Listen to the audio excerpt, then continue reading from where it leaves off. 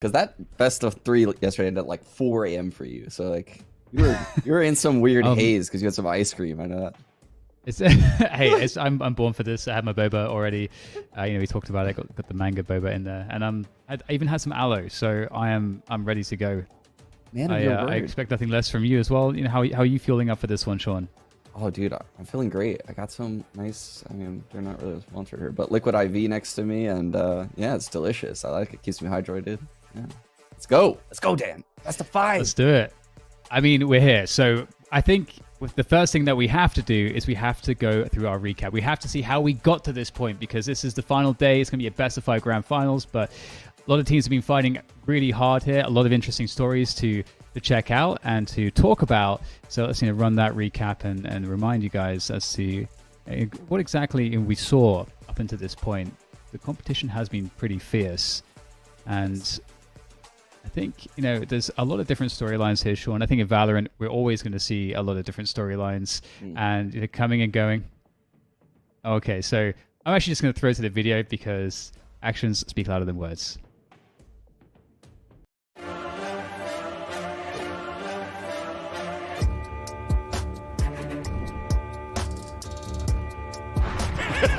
Hey, Proto into the corner, and now as they go for the defuse, does he stick it? Leviathan's thinking about it, pulls off at the last second, but here. Yeah, having to do it all at the back of the site. It's looking great though. Baby Fake goes into the corner. There's the knives coming out, and Shanks is just too potent with the knives. Sight waiting for the peek to come through. Looks for the jump, and that's when he gets caught potentially. Wardell actually dashes away from that Viper snake bite. Well played. Yep. Does get the spike planted, and that's a tough spot, definitely. Getting close here. Brilliant stuff from Raucus, able to convert against the Proto. One more to go. Can that spike get planted? Absolutely not. Oh, the flank from Baby. Zachary in a great position to just slaughter on the push. Coming through as well, dodging back behind the Viper's pit, making it a guessing game here for Baby J. Spalls! This player standing inside, they're trying to draw some blood. Nice shots coming out from Bang. He's found 3. The ult's going to go down as well. That's a 4K for his demise. This is going to be a big flash coming around the corner. Goes behind. That's a collapse. Rosa gets the timing. That's a freebie. And now they're pinched. They're trying to figure out what to do. TSM has got them. Another tap from Dazzle. Time is of the essence. Hayes has the spot lined up.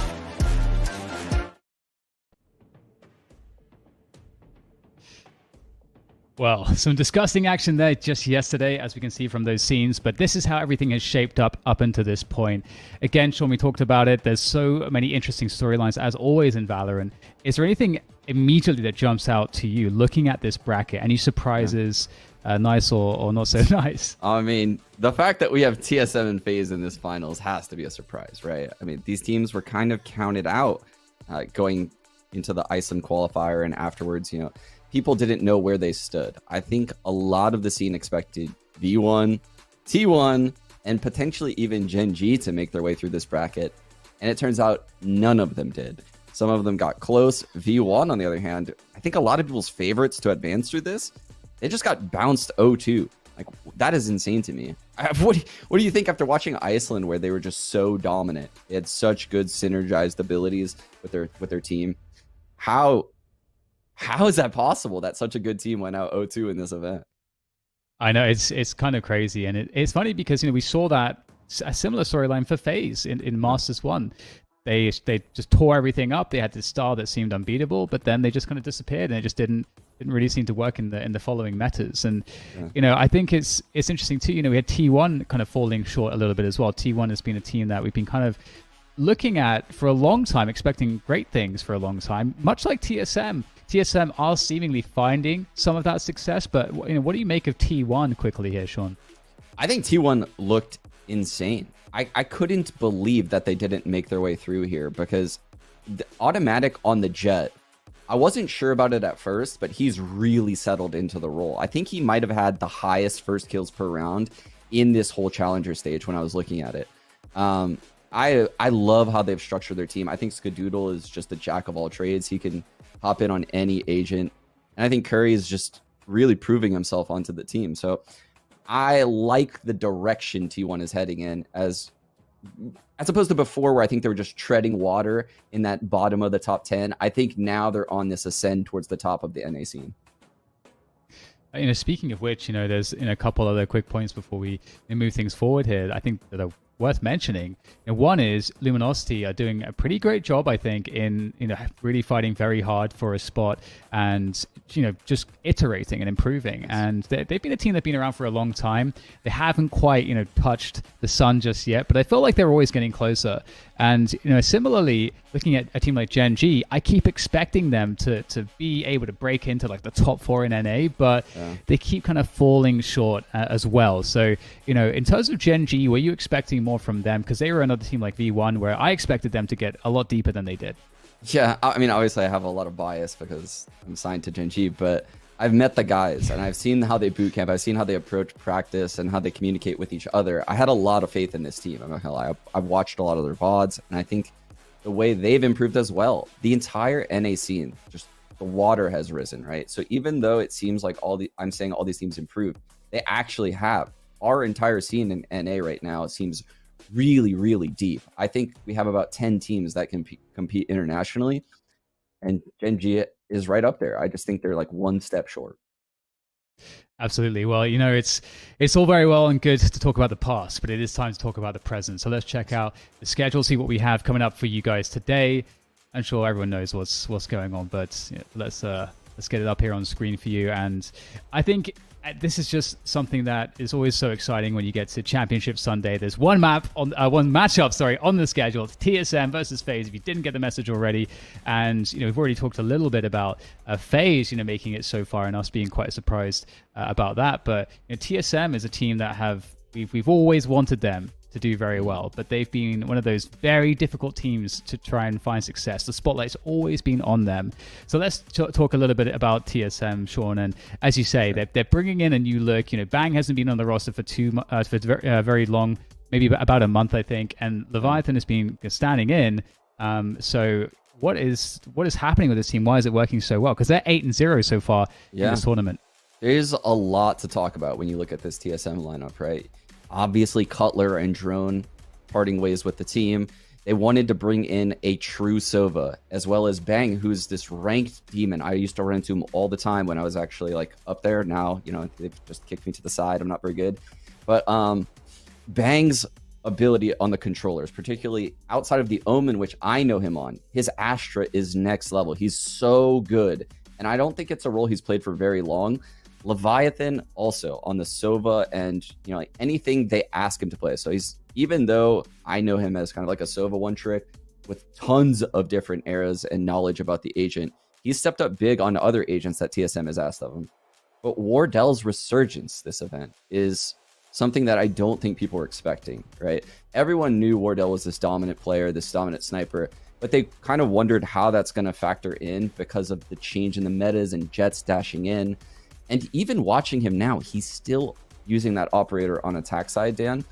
But do you have any idea how successful he is on these opening duels? Have you been watching him? He's insane. Tell me, Sean. Lay it on me. So he has gotten entries in 21% of the rounds in this stage. He has died 5% of the rounds. That is an insane statistic. Right? He's second to Automatic, and Automatic has died almost 3 times as much as him attempting those. Baby Bay, fourth. He gets first kills 19% of the rounds and will die 13% of the rounds. So you can see like the risk reward for Wardell to take these op peaks on attack side and even defensively. He is cleaning up this event. Well, speaking of cleaning up, we've seen FaZe, as we look at them here, being pretty consistent. Baby J, joining the roster. It's actually been quite an interesting turn of events for FaZe, finding that success again. Still keeping a pretty strong identity with the more aggressive plays, but we were talking yesterday about the breadth to this lineup. And Baby J, honestly, has impressed me immensely. If you guys were checking out yesterday's games, just finding value no matter what agent he's playing, what positions he was playing, just a very high-level performer. And it's really helped to up the level here for FaZe so far. I couldn't agree more. Yeah, Baby J is that player that you could rely on. If he's on your team, I feel like I could rely on Baby J to bring me cool new setups for Cypher, Killjoy, Breach. We've seen him play Breach on Bind, right? He will bring new things that the enemy hasn't seen. And that's all you need to win if you're FaZe, right? Because you have now Baby Bay just locking in that Jet 24/7. You have Corey hopping around on the other duelists, whether it be like Raze, Reyna, or even Yoru, like we saw. So if you just have stability in your other players, which is what Baby J brings, I think it's allowed those others to shine so much more. So who are we looking at to watch out for here, Sean, in the with these two teams? Who are the players to focus on? Yeah, I mean, this is the Jet Olympics, Dan. Come on, man. This is the NA Jet Olympics here. We got Wardell on one side, we got Baby Bay on the other.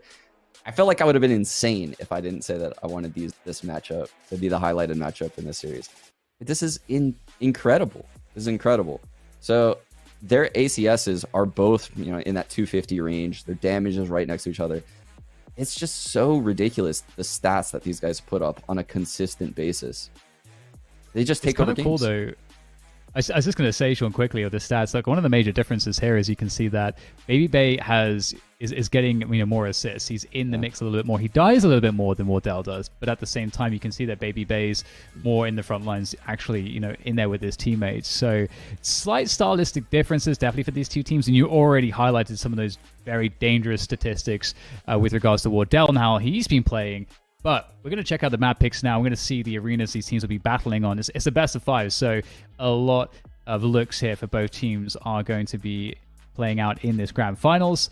And I have to say, I feel like both of these teams are pretty well-rounded statistically. Like I was looking at it in the last 30 days or so, and I don't think there's really anything that's particularly uncomfortable. Possibly Icebox for TSM, but otherwise, I think everything, or rather, sorry, for FaZe, but otherwise, both teams are pretty proficient across the entire map pool.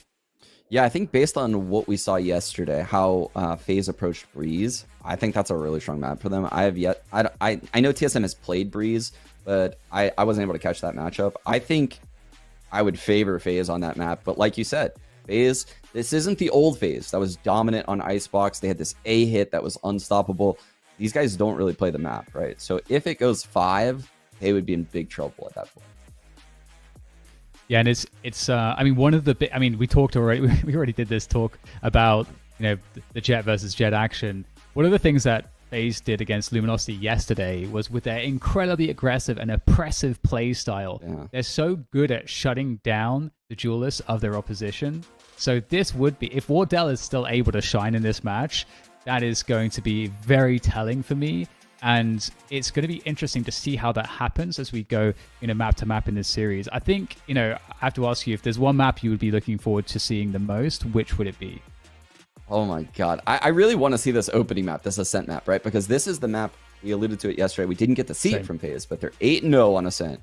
TSM has always been good on this map. Always. They're 3-0 on Ascent this event. So this is going to be the matchup. And I didn't even think about what you just said, how FaZe approaches these games.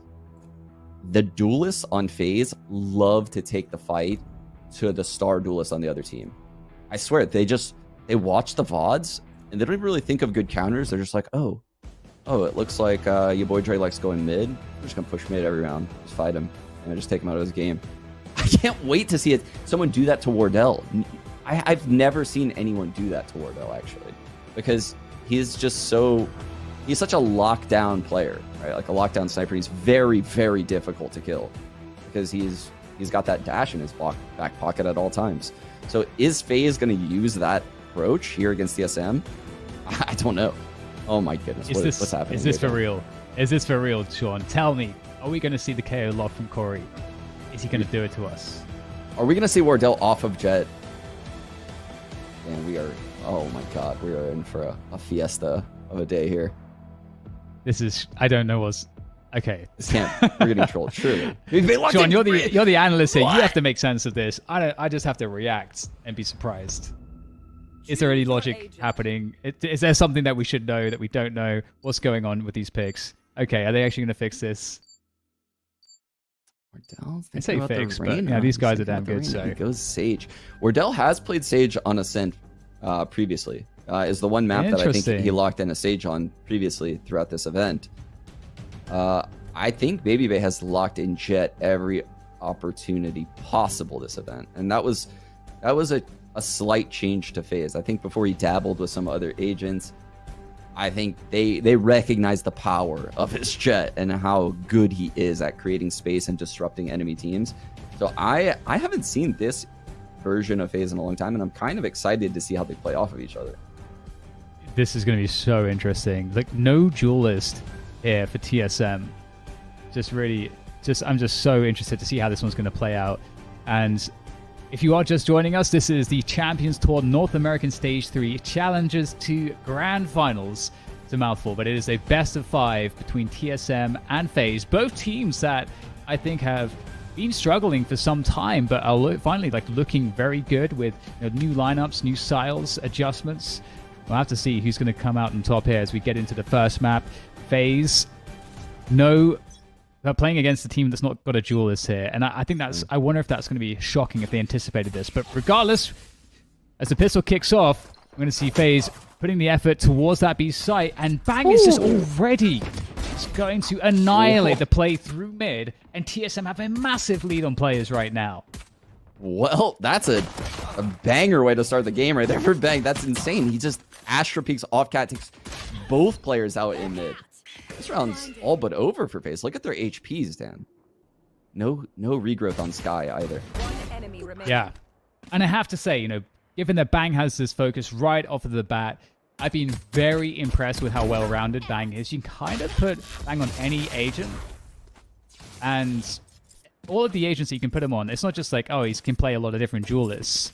I think you were mentioning this earlier. Bang is capable on a variety of different roles in the game, which shows that Bang just has an amazing understanding. And here, we're getting treated to seeing some of those mechanics, just hitting those shots right at the beginning of the match. So it's pretty insane, taking out Baby Bay and Corey to kick off the match. Like, if there's anything that's going to silence the duelists of FaZe, it's something like that. Just aggro peeking off cat and blasting them on pistol. It's a pretty big opener there for Bang. Little nerd cam from Hayes, looking that B corridor. Ooh, there we go. That Sheriff doing some nice work from Hayes. Slowing things down, and numbers are definitely important here for FaZe, given that they'd have a worse weaponry. They're on this eco. Oh, Raucous getting some love with that Sheriff. There's 2 headshots found, and it's a 3v3. A minute to play with here, Sean. Yeah, FaZe has a lot of time right now, and TSM has been pulled all around the map. 1 mid, 1 A, 1 B. This is a big fight for Bang, and he takes it. That's going to help a lot to stabilize this defense. Zachary and Corey still have quite a lot of time to find a way to win this round, though. We can see Zachary's walked all the way through B main unknown, but it's a very safe position from Hayes. Oh, Zachary. Great shot. Finds the head immediately of Hayes. And suddenly, it's looking, again, very dangerous for TSM. They're quickly making their way through spawn, and they will get the catch on Zachary. The Ares, high pen working out nicely, but Corey still alive here with that Spectre. Stuck on the site. Ooh. Out goes the shot dart. Can he make it happen with the Spectre? It's not going to happen. It's a Leviathan with the Ares. Gravity well is just so annoying. Top site, spinning him around. Stood no chance. Oh, it is worth noting then. Both of these teams have indeed qualified for Challenger playoffs. I believe it starts on the 11th, so 10 days from now. This is a seeding match to determine which side of the bracket they're going to be on. I believe the winner goes to the upper side of the bracket, and the loser goes to the lower side of the bracket. There's still both teams still in a double elimination bracket, just different sides they would end up on. We'll have to see here which side is going to be better for these two teams as well. Like, I'm so curious by this opening. I mean, I have to hold that thought though, because I was going to mention the compositions, but we have this Ice Orb to slow down the default towards a main. Eventually, FaZe will be able to pick up that orb using the drone. In fact, pretty much everybody is here, ready to go. Oh, God. For both sides at this point.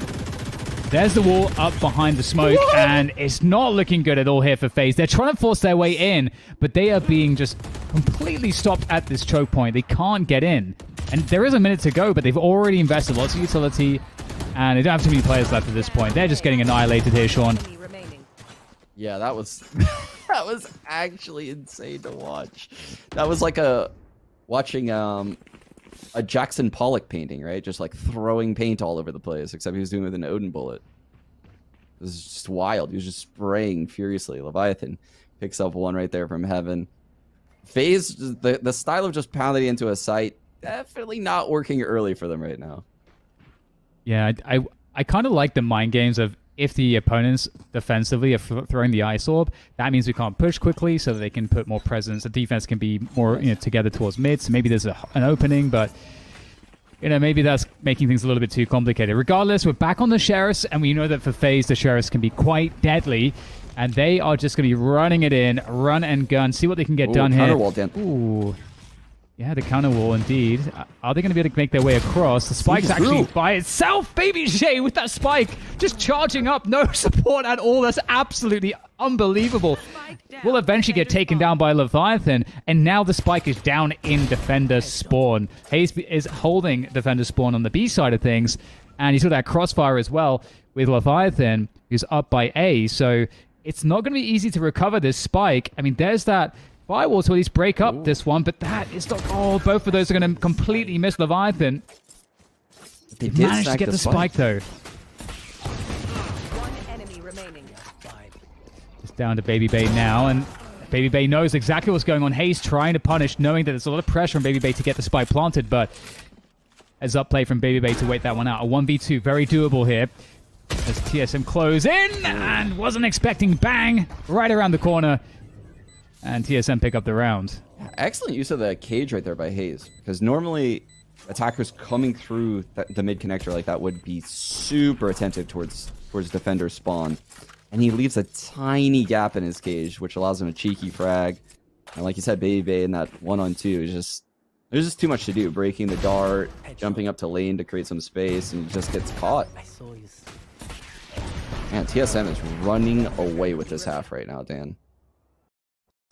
Yeah, they really are. It's so far looked really great. I mean, FaZe has been definitely applying a lot of pressure just through damage, but it looks like FaZe are going once again. I mean, they did this on A earlier, but they're going to just charge into B. And it might work out here, Sean, because we've only got one player just anchored on that B site here for TSM. Yeah, it's Hayes, and he has double tripped it. What is this Astral? This is super innovative. Look, it allows them to get free control of A main. And they got a fast push there as well. That's sick. So Broza's just running into attacker spawn, but it might not matter here because we already have an entrance onto that B site from FaZe, looking to get that spike planted. You can see, though, that Corey has a spike. He's still stuck in B main, and now he's separated from his teammates on the site. This is falling to pieces, and there's that flying from Sabrosa off of that early A main control. And it's just clean up right now. Bang, I don't know what that was, but I don't think it's going to matter here. Baby Bay is just looking very curiously towards the dead body of his teammate. It's like, what was this guy even doing? And now Sabrosa's wondering the same thing. Everyone's wondering what is going on. What is happening here? But that was a super cool use of the Cosmic Divide from Bang. Using it immediately to get a main control, cutting it across mid. So that way, if an attacker runs out of tiles, they can't have any vision to catwalk or any vision to close mid. They would have to run through the Astral Wall. I don't think I've seen an Astral Wall used so aggressively on defensive side. Kind of liked it. Yeah, me too. Hopefully we'll see that again or something similar. The Sheriffs again for FaZe. We know that they've been enjoying those, though. Very aggressive. Oh, Zachary again. Yeah, these FaZe guys are definitely very dangerous with these Sheriffs. So 1-for-1. And a fight in mid, perhaps, to regain control there. Bang is in a deep position with the operator. This looks really good for Bang. Easy frag, nice angle to reset to top mid, but just suddenly, in 1 second, 3 headshots coming in for FaZe from those Sheriffs. So, I mean, I don't know, how do you commentate this, Sean? Tell me how. Yeah, it's actually wild, because I thought in a round like this where TSM was running a double op that they would have relative ease in controlling the round, right? Especially what we've seen lately.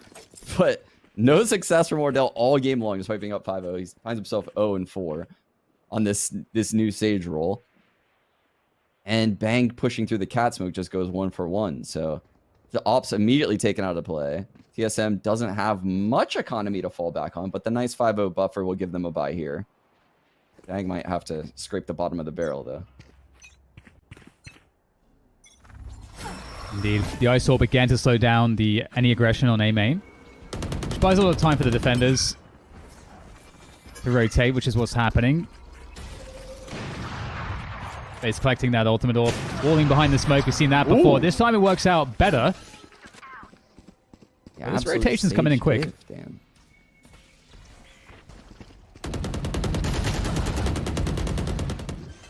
Slow and steady, the assault from FaZe onto this A site, but TSM have everybody in position. There comes the flight for Sabrosa, looking for that transfer. Doesn't get it, but the damage is still pretty good. Leaves it doable for Bang and Leviathan here from TSM in this 2 versus 3. VGIA might be looking to take the fight to them with the run it back, but didn't find too much. Now it's down to Bang, 1 versus 3. Is it possible? Don't know if they know precisely what Bang is, but now they certainly do. And there's Zachary to finish it off. FaZe pick up their second round. And again, just they're keeping it simple here, Sean. Just brutish, full-on assault onto the A site. It's like they're playing Icebox. All of the little things they did were so nice that round, right? We had Baby J walling over the smoke A main to see into heaven, getting the pick on Wardell. We had Zach double smoking, casting a blind that goes through Gen to heaven. And then I saw Baby Bay on the overview throw a molly into the door smoke, and that prevents anyone from running into the site. So you basically just get the site at that point. Then he does a post plant, run it back. There's a lot of actually very solid things FaZe just did on that A tape. Baby Bay. Oh dear. Well, they've announced their presence. Ooh, Corey's gonna get some tags here with Hunter's Fury. Can he finish off Wardell? Yes! With the last Hunter's Fury, it's gonna happen. The last pulse.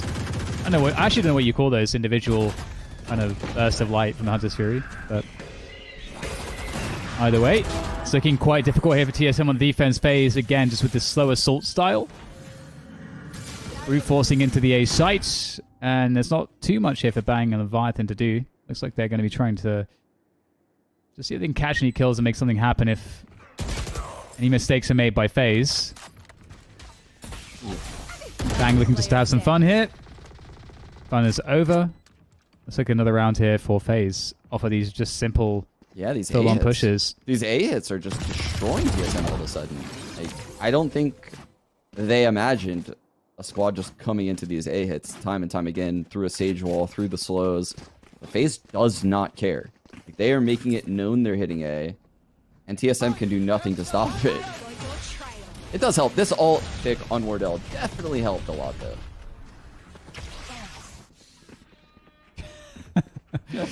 And you know, you're really feeling it with just like not having the dash right there as a Jet player, Jet main. The dash or the updraft, really any of the 5 different ways you can get away from the Hunter's Fury that Sage can't. I do like the juke moves, like the jump juke. Ooh, nerd cam on Cat by Haze. Please show me more. A drone coming through A. This is clearly a fake because this is definitely going to be a B hit.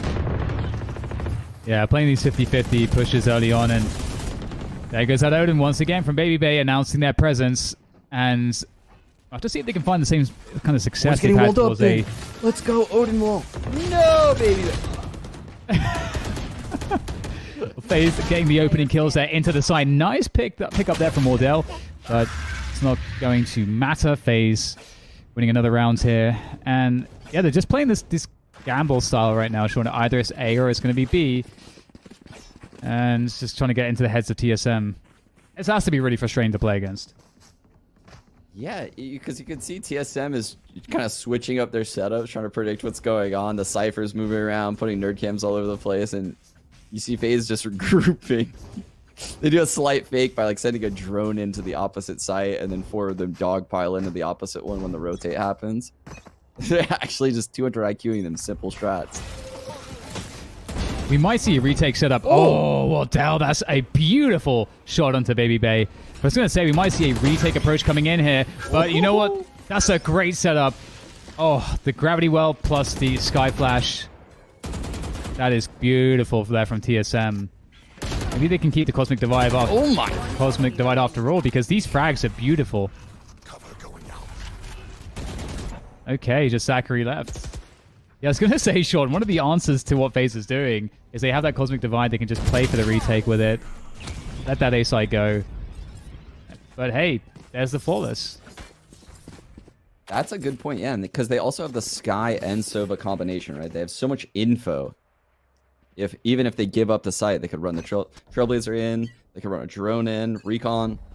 There's so many ways to find out where the players are playing in the site with those two.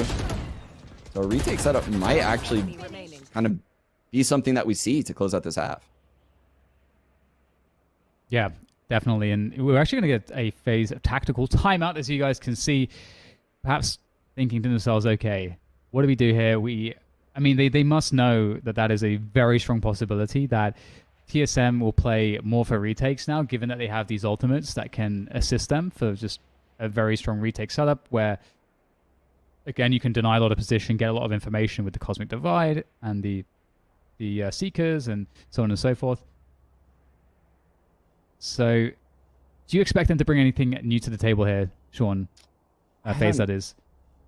I'm not sure what FaZe is going to plan for this round, but I hope we get to see another aggressive Astral Wall coming out of Bang. I would love to see the Cosmic Divide thrown out in the first second of the round. I know we talked about the retake setup being in the cards here.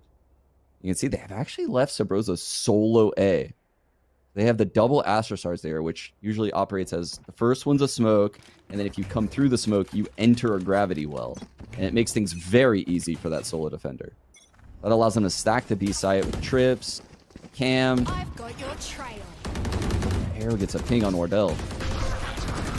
Seekers aggressively coming through. We get the wall up as well, but it's Leviathan to kick the action off with the first frag onto Baby J. Trying to hold the backside. Zachary, that's insane up on the box there, doing so much damage. Bang is going to get the trade through, though, and Hayes swinging on through the market as well. Also making life better here for TSM, and they are really starting to win this tug of war. Corey, last player left here, and oh, what the hell is that from Bang? It didn't work the first time, so he added some jumps into it. Now it works even better. Let's go, Bang. Wow. Okay, 7-4 then for TSM. That is not how I expected this round to go. Are you actually serious that that's the thing? Oh my goodness. Here. I'm glad I haven't been playing matchmaking. Ooh, I love this the last few months, Sean, because yeah, I've been running into that all the time. Yeah, there was actually an update to that, I think, on 3.0, patch 3.0, but it's definitely possible. You will not kill my ally. The opening coming through. That's going to force out the res from Baby J. Wardell ready for it in mid as well. And TSM are just putting up the wall here on this A side. They are not allowing anything to happen to this A side. He TP'd into the door smoke, Dan. He's behind them. Oh, he's actually got out there. He's got 6 HP. Maybe he can actually convert this into something. Zachary. Oh, the full up for Wardell. Almost there, but not quite. Maybe there is a chance here. Trying to dodge that drone. It's not going to work out. And Leviathan with a finish with the Odin, of course. Leaving it all to Corey. They seem to probably have a decent idea as to where he is.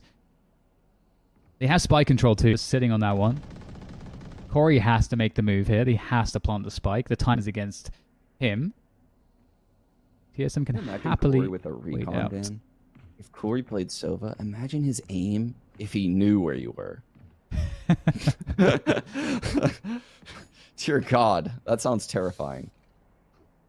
Oh man, it's just any options for him with this cam. cam. Yeah. 30 seconds left. Well, they're not giving anything to you, Corey. It's oh, this is gonna waste a bit more time. Oh, this is rough. Can Corey do it? 3 quick headshots. That's what he needs to do. And I don't know. Oh no! Leviathan at least going to save him on that one. 8-4 at the end of the first half. TSM.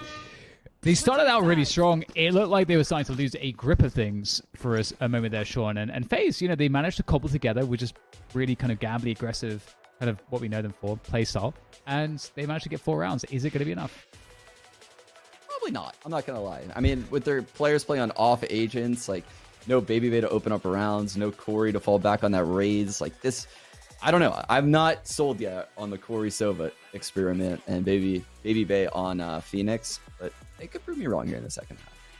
Well, we're going to have to find out after this break. Can we see any kind of recovery from FaZe? We'll see you shortly for the answer.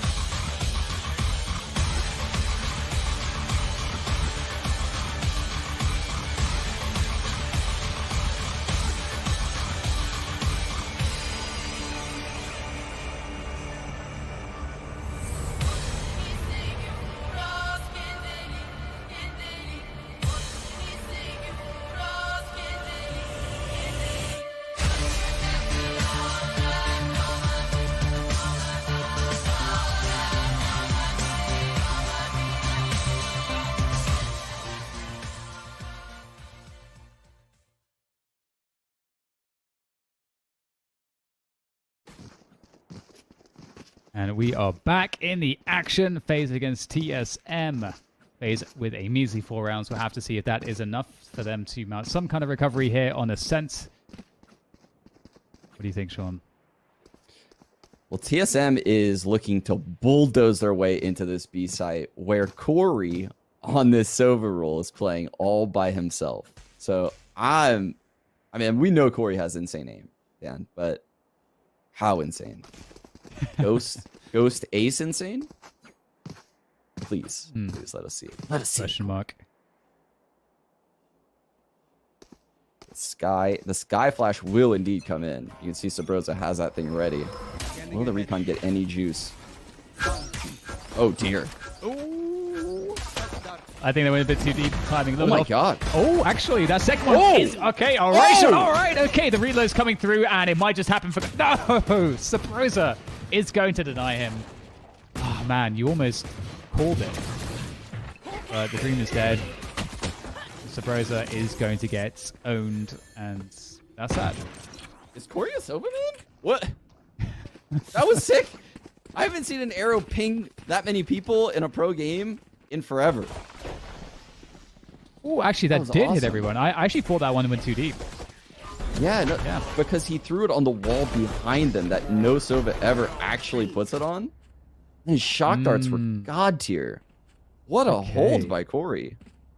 Okay. Oh my god. That was filthy. Now, one thing that's fun about FaZe is we might expect them to be like more aggressive on the defensive side. So I'm looking forward to seeing what happens. Bubba? All right. Back. Gets out there. Picks up one in mid. A main is being held pretty well. In fact, I don't think FaZe do much holding. They just do pushing. So Remaining. A are pushing all the way here. Hazed is stuck in a pretty difficult position. He's going to slowly, surely get crunched. And there's that crunch. Baby J with the final kill. And FaZe, they don't like to stay in these rounds for too long. They like to make it quick. No, but I did like the fact that Baby J was playing Tetris over there in the A side. He definitely messed up, though. He's not going to get any lines stacking the blocks that way. You see the gap at the bottom? Yeah. That line is definitely not clearing for a long time. So... Dude, Tetris is so awesome. You have to try it in Tetris VR is if you haven't. so... Oh my god, that sounds amazing. It's really relaxing. I recommend. Oh, it text... You must be a Plus, casual plus. if you think Tetris is relaxing. Filthy casual. I will show you. You will be a believer. Bet. But All right. it's like, How walk from Sabrosa? yeah. Oh, I mean, Sabrosa, he had enough time to react to that. It's a pretty huge pickup early on here for the attack. You know, FaZe have to get aggressive now. They don't really have too much of a choice. And they also be bleeding out. TSM are in such a great position now. They can kind of do anything, split anywhere, push anything together, and they're going to be likely having a lot of success. There's a delay coming through from the tree position. FaZe deciding to try to fight here. Just, they have to stand and fight somewhere.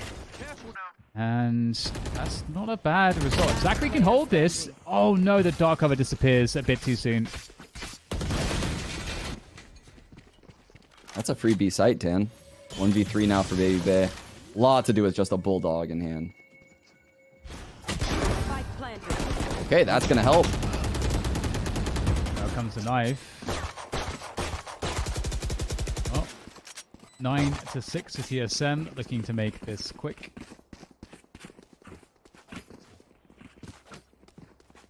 Okay, what do we have here at the beginning of the next rounds?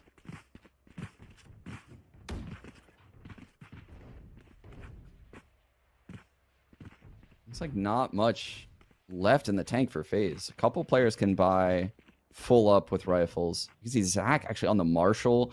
We have Ruckus on a Sheriff. It's just... This is like a do or die situation for them. If they lose this round, it's probably over. Wardell charging up mid, has that Guardian. But he's really careful. Sorry, Vandal. And it's just a bulldoze maneuver straight through to the tree position here from TSM. Loving the pace. There we go, Corey pushing all the way through B main. Seekers let loose here for TSM to just make their lives a little bit easier, getting that info, moving into that A site. Oh, Zachary in position at the perfect timing. Oh, well. Oh dear. Okay, oh, what is dear. What, oh the dear, that's a sword? big sword, and it's missing a lot. Yeah. Oh dear. I feel like the sword should outperform, like, you know, a karambit or whatever, you know. What? Why would you think that, Dan? This is not a pay to win kind of system here. That's true. I don't want to hear this. Unless, of course, I have it equipped. Then it's all fair game. But I don't have that sword yet, so I am very opposed to this idea. I just want it to be like Soldier of Fortune too. If anyone has played that game, you can actually throw. I haven't heard that name in a minute, or that title in a minute. It was so legit. We are old. All right, well, looks like we'll see something similar here from TSM, like we had from FaZe, which is just really keep that pressure on the A site, just a slow assault. We already have to push up mid though. Focus is coming. Oh, nice flash from Baby Bay. Okay, this looks just like deathmatch right now. No way. Oh my god. How do you call this? It's just frag after frag. And finally, it looks like TSM managed to make it work. And FaZe were really quick up mid on that flank too. Yeah, Raucus was right behind them on the sky. And Baby Bay pops his ult. That Omen smoke Zach threw was just some kind of tool for people to flash in and out of. You see Baby Bay flash into it once, out of it once. So Broza did the exact same coming the other way. Just everyone's pop flashing through smokes. It's so chaotic. TSM on top yet again. 11-6. This might be the beginning of the end. Oh, there's a quick push coming through here from FaZe into that B-main position. And again, it does look like target practice for them right now as they forces TSM push back. And again, quick into middle. This time it's Baby J. Going to find the backs of the TSM players. And that's the remainder dead. And FaZe bring themselves back in this one. And it's just all out aggression from both teams. Indeed, and kind of worth noting too that Baby J got his res now, so they might be able to actually kind of get a rally going. FaZe had to win a 1v1 the round prior. This round's a blowout. TSM's economy can't be that great, and yeah, sure enough, the Shiko, Dan, the Sheriff Eco, it's coming in. It's dangerous. I mean, we saw FaZe doing massive work in the previous half with that too, so looking forward to this one from TSM. There he goes.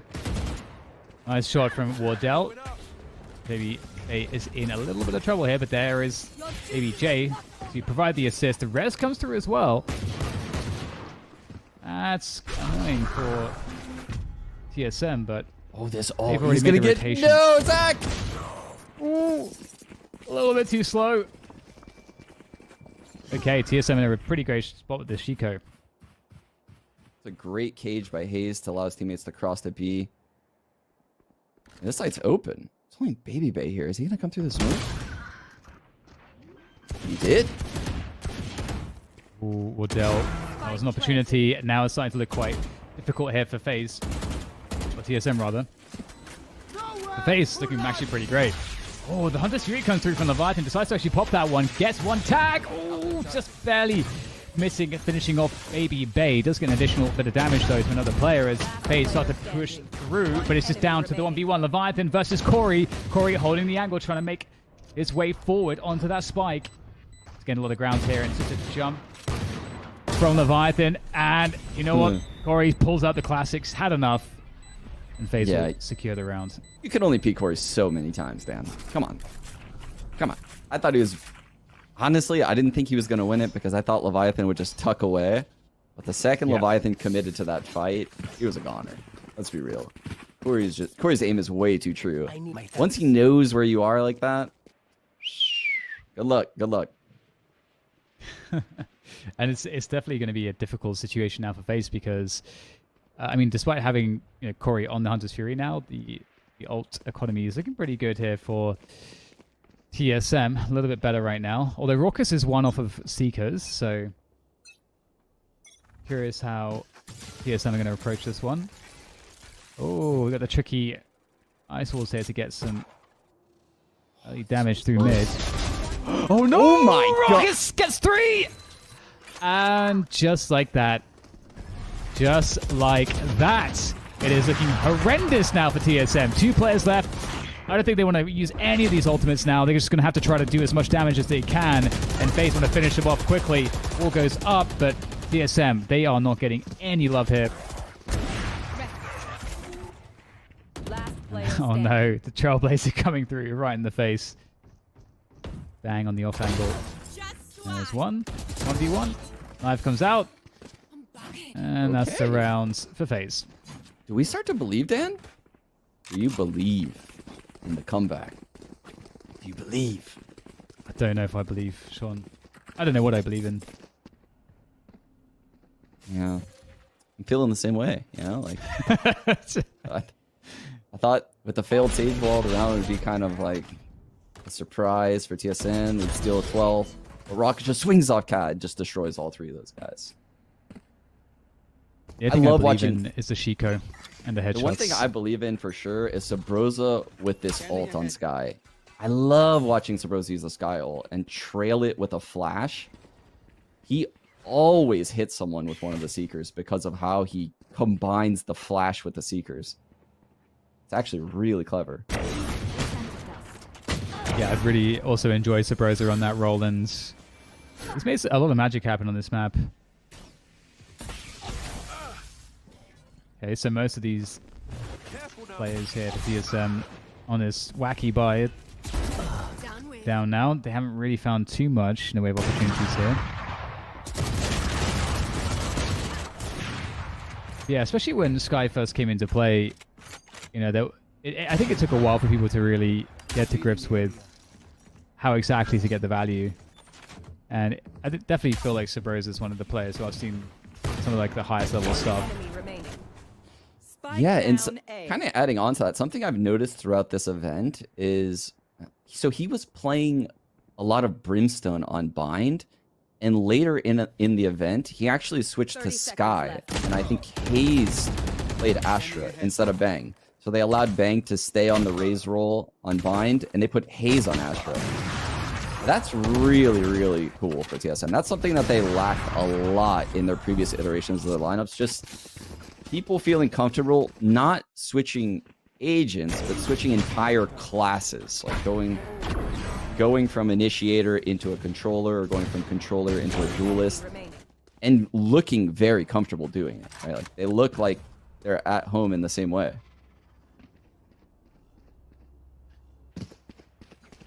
And it's, I mean, talking about looking like you're at home, I feel like that's just also the tables on that have turned repeatedly for these two teams. It makes it very hard to predict. And, early value from that Odin through the B main wall into the B site. I've got your He counter trail, spammed him, Dan. Well, there's the Sabrosa Seekers. girly. And it doesn't do anything, My goodness, unfortunately. I caster cursed at him. Why have I done this? Yeah. That's a sad What one. is but going on with this one? Your Silly guy. duty is It happens. over. Oh, he's back. Back from the dead. Look how good he is when he uses Seekers. He gets 2 lives. If it's a real caster curse, then Sabrosa's going to die to Raucous again. Oh, Zachary's looking for some info, but Bang's just waiting there. So it's not going to happen. For Zachary, unfortunately, then. Love this Phoenix Wall. I think that Phoenix Wall is one of the arguments that actually, I think, made people start to believe in the value for Phoenix on this map, you know, oh so long ago. It's like the power for the retakes from that util. Yeah. Speaking of which, Cosmic Divide comes through here to try to make this one a bit more difficult for the retake from FaZe. Ooh, gravity wall right on the other side of the Astral. And what? Rocket still gets the frag?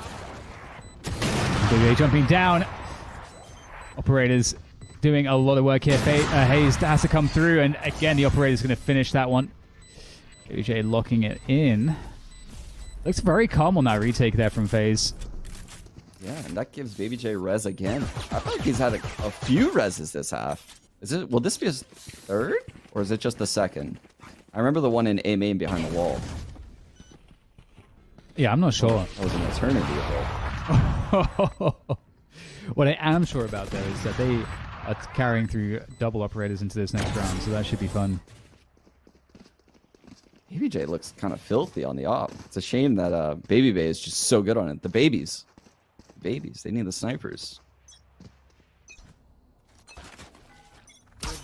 We're going right down to the wire here. The spam battle. Oh, like baiting them into spam against Corey to try to get the lineup going and maybe creating a distraction here. Maybe an opportunity for Zachary to make his way forwards. Trade through by tiles. And we're going to get the rotation from FaZe here, giving up the lurk towards that A side of the map here because we're getting a really aggressive play coming in from Raucus, taking all that space for A main. It's a push from TSM, comes into that B site. And Corey hold on though. He's got that Odin. He's ready for this. Headshot onto Sabrosa. Battle of the Odins and the operators. This is kind of insane. Spike planted. Chris coming in from Baby J. You're talking about that? It's down to Wardell. 1 versus 4. In the back row house. Picks up the Odin. I respect it. Ooh. Oh my goodness. Wardell was in so much trouble. And he's gone. So FaZe, they're picking up 12. How is this the world we live in? How did FaZe get back in his game, Dan? What has happened? TSM has fallen apart. I don't know. I try not to ask questions sometimes. Sometimes it's best left. Exactly. Sometimes you just have to experience it, Sean. You think too much. Yeah. I like it. Let me just... Technically, you are. That's kind of your job, though. You are the analyst, yeah. So wait, you can get away with this? And me? I'm stuck? Exactly. I mean, that's... Just throw me in there? You're out there on the islands with your 500 IQ. I could never hope to ever understand the world like you do. Well, I do understand that the double op setup is on A. One is close and one is far, and there's no shot TSM reads this. Yeah, it's 2 opening kills here for TSM as well. Maybe another one because Undersuri isn't going to connect onto Corey. That will force him back. Ooh, Zach waited for the neural theft to come in and immediately ults. Oh, great shot from Baby Bay. Great hold here coming in from FaZe. Looking to lock this first map in, but it's a 2v2 here. And minutes to play with here. Oh, straight up onto the wall. Oh, is he going to do it? He hears the rotation. There's a minute to go, though, so TSM actually have the ability to fake this rotation as well. Oh, and they are going to. Doubling back into A. Corey's recon should come on soon. Play. Yeah, Corey just got his recon. I'm curious if he's going to use it to clear out B main, or if he's going to try to save it for a post plant. Both options. He's sitting there on the Odin and spawn. Zach is playing a great spot for this cat hit, Dan. He might just be able to end it right here. 30 seconds left. Oh, so weak here. 20 health. Can Zachary get both players? Vandals ready to go. Spots the barrel. The trigger. Discipline from Zachary. And he transfers. 13-11. FaZe. Map 1 in this best of 5 in the bag. Ascent is theirs. All right. So I had no idea who was going to win this game, Sean, at various points. I mean, I have to say, TSM looked like they were way ahead right in the beginning, but then they just sort of lost that energy going into that second half. Yeah, I don't know what happened to TSM on that second half, because in the first half, they looked really dominant, and it looked like FaZe wasn't looking to show a lot in the CD match, and then FaZe just came to life, right? I think there was something about Baby J being on that operator, running the double op. I don't think Baby J had more impact on Phoenix than Jet, but I think the combination of him, both the babies, stepping up big with the operator in the second half is kind of what brought them towards the finish line. Corey, obviously, doing Corey things like the pistol round. Yeah, the players from FaZe just came to life. Yes, it's really impressive to see that. I think we saw that yesterday too. FaZe are really good at just coming back. It doesn't matter sort of how difficult things are or how they're going, because Luminosity, when they were playing as FaZe, I mean, they were doing such a good job handling FaZe's aggression, punishing it, and sort of waiting for their moment and getting early round advantages and putting FaZe in bad positions pretty consistently. But still, FaZe, it didn't seem to, pardon the pun, didn't seem to phase them, and they just were able to find results in that pressure. Like winning 2v5s and clutches, and still, managing to make set pieces work. So. With all of that said, FaZe set up pretty well at the beginning of the series. We'll have to see what happens on the next map, which will be split. We'll see you soon for that after this break.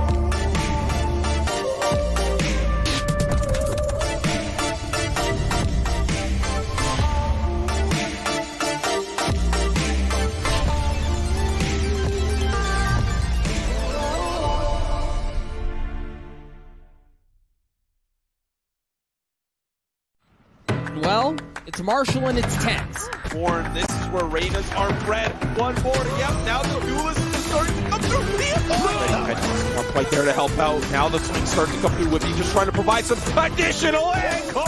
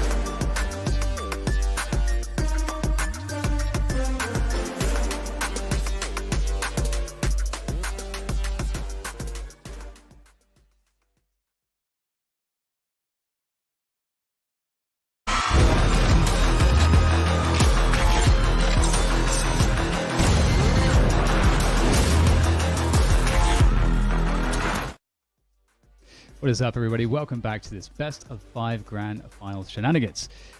It's time to get a quick shout out to our sponsor Zowie, though. With exclusive technologies like dynamic accuracy and color vibrance, Zowie monitors make it easier than ever to track enemies, control a weapon spray, and secure the site for your team.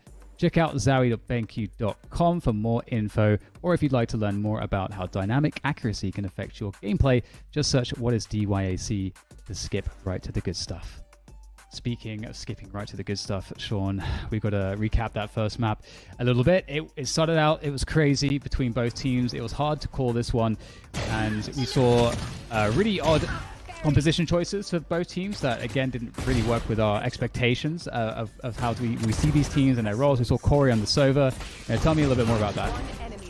Yeah, so, I mean, we mentioned it before, this is a seeding match. So both of these teams have indeed qualified for the playoffs, and what this is the winner of this match will actually be playing against Envy, and the loser will actually be taking on 100 Thieves in the lower part of the bracket. So it's kind of like both teams just need to playing a looser style, probably testing out some things that they've tried in practice that they're really not sure would work in a match setting, while also, like, really wanting to win for the monetary value. Like, is a difference. I think what's the prize difference? Like maybe 10 grand between first and second. So there's definitely some money on the line here. Like, there's value in winning this game, and you can see FaZe, I think, rallied off 7 straight to come back in this map and win 13-11. But we said it before. They were undefeated on Ascent entering that game. So even on and off comp, that's a super comfy map for them. They're now like 9-0 throughout Challengers 2. Yeah, we can see that, Bang had a fantastic game, but it still wasn't really quite enough for TSM to win, as they did lose that momentum, as you said, right at the end. And Zachary, doing a lot of great work, especially with some of the flanks that we saw, and just generally being quite tricky with the Omen, which is something I feel like you know everything about, because you were originally like an Omen main before becoming a Yoru believer. Yeah, I was duped. I was duped from a good teleport to a bad one, Dan. I got scammed. I'm just kidding. No, I got to make my Yoru work like Corey, because Corey is cracked on that agent. Yeah, definitely. And let's check out the map pool for this one again as well, to remind you guys exactly the maps we will be playing in this best of 5. So there's a possibility to see all 5. I think that's actually quite likely, given how the first map started, how close it was. Both of these teams quite evenly matched.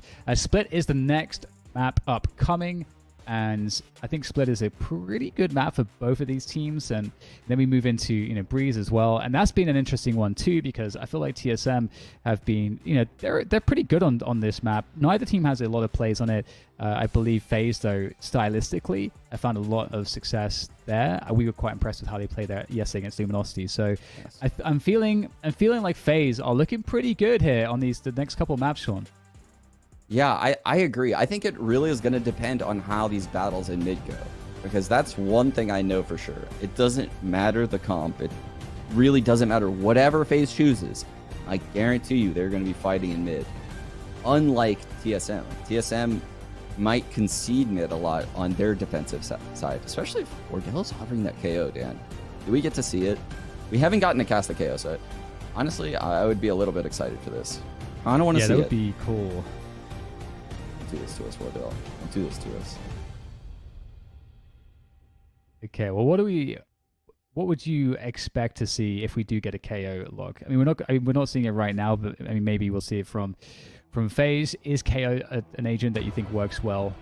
Is a plug and play in most compositions that we would normally expect on Split?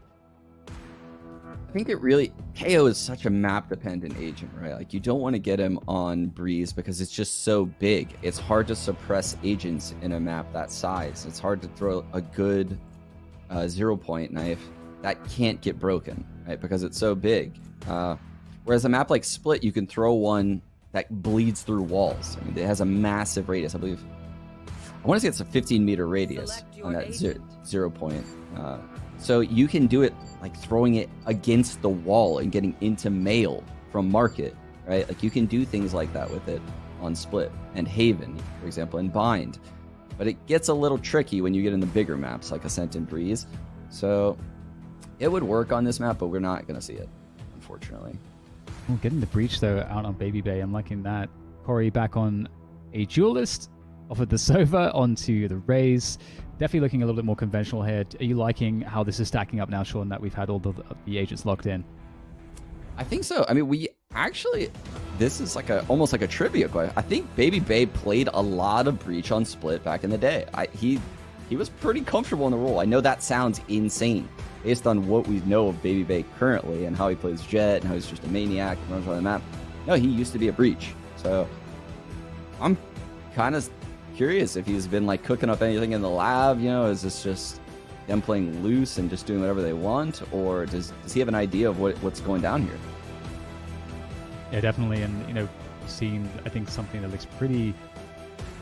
For me, it's pretty expected. You know, Bang has been pretty awesome on the Astra. Bang is again very versatile, excellent in a multitude of different agents and roles.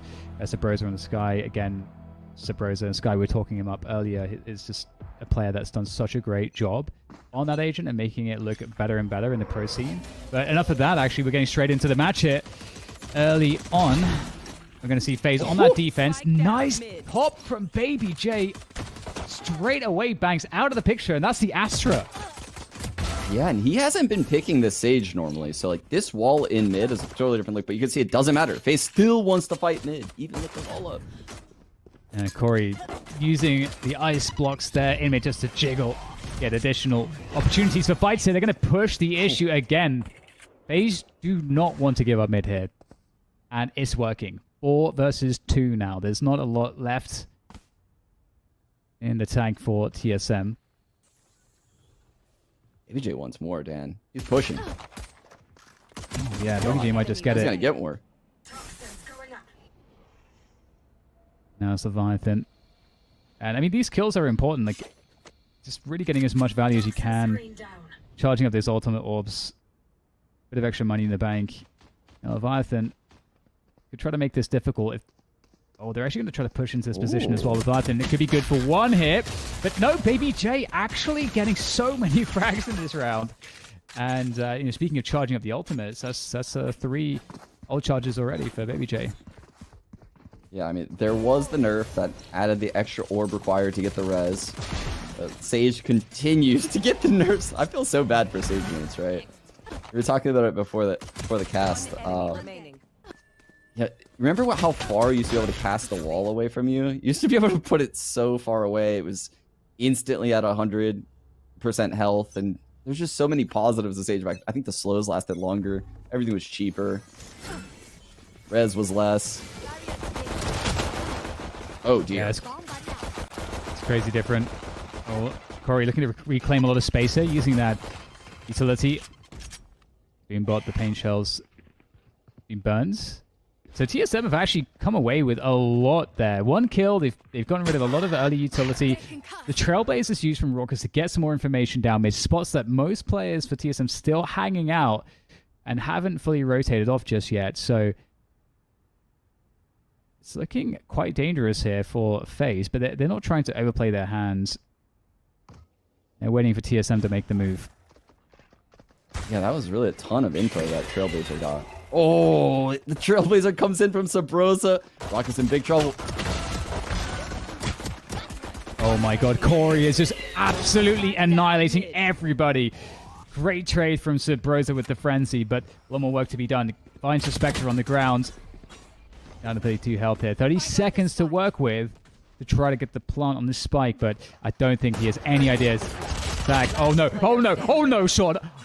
Sabrosa takes down Zach. The Guardian Wisp coming in, and Sabrosa might actually just have enough time to do this one. He doesn't have anything stopping him get the spike plant. He can reset off of this. He has a Guardian. So a lot of firepower. Baby Bait moving through that Spectre from the sewers position. Oh, if he peeks from elbow, it's such a long-range battle for a Spectre versus a Guardian. But there's no way of knowing. And you can see Baby Bay cutting the distance on the minimap. Oh, Sabrosa with the clutch. The Red Bull clutch coming on through for TSM. Oh, the whiffs in sewers. I cannot believe it. That is rough. You do hate to see it. Zach just on the slow Guardian flank in the sewers. Yikes, Dan. Yikes. Ooh, that's a tough one. That's a tough one, but a huge clutch to win. That's a 1 scoreline now. And we can see that TSM. And still with pretty decent amount of firepower despite these so many players there. And they're just going to go ham in mid here, doing a great job despite having such poor weaponry, finding the right timing with that showstopper. And TSM on the struggle bus right now, 2 versus 4 for them. These rounds do move quickly at the beginning. Yeah, still a very winnable round. The Astra playing A site from Heaven, though, is going to get really early info. And with the star on the ground, potentially being a gravity well, difficult site to enter here. Oh my god. Opening there from Hayes. Great swing. Fault line comes through, though. That's going to slow things down here for TSM. Rotation's coming quickly. There is a flank from Sewers as well. Baby Bay slowly but surely with the Phantom. And this is looking so difficult. There's so much time is being burned here that this flank from Baby Bay could be absolutely massive.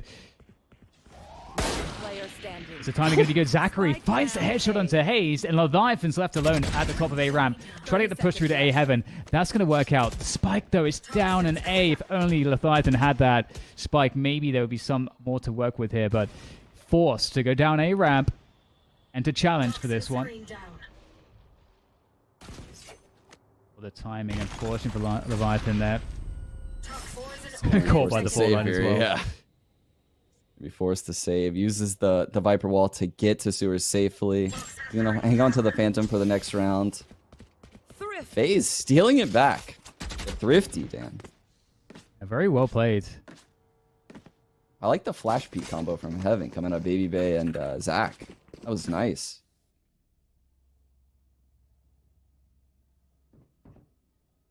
Okay, so, I mean, again, expect the unexpected so far as, I think, the name of the game here in this matchup so far. Ooh, we get Baby J on the the op again. Here. Let's go. He's going to be opping B super aggressive. So he's peeking into B main with this Sage. But I think this might just be an A hit. Hayes with the aggro cam, spotting down A, immediately taken out by Raucus. Oh, Zachary's going through with the Sheriff. That has not worked out. Although I was ready for that. The flash, though, to try to get the value in mid here. Baby Bay is going to have to fall back. Neural Theft comes through. That's a huge win. It looks really good here for TSM. Spike down, 5v3. They know exactly where every player on the opposition is, thanks to that Neural Theft. FaZe are in such a difficult position. Baby J has that very valuable operator as well.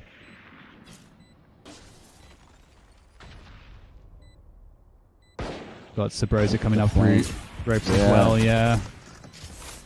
Straight through to the A-ramp position, and that's Sabrosa's flank initiated. Takes down Baby J. That's the operator gone. I think that was like a really big question, you know, in that 3v5. With all the value they had, if they just go for a save there, but Bay might die here. Are they going to check for this? Maybe. Oh, Baby Bay wants to go for the frags. That is bold. It's a very Baby Bay type play, so I can respect it. Corey's sitting up there at 7-3. I mean, he's just been peeking into mid and having a lot of success. I think TSM has conceded that. For the most part, they seem like they're using it for some lurks. They're doing a lot of A hits. Now they're going to B though, and it seems like they're just following Raucus around the map. They just have a good idea where he's going.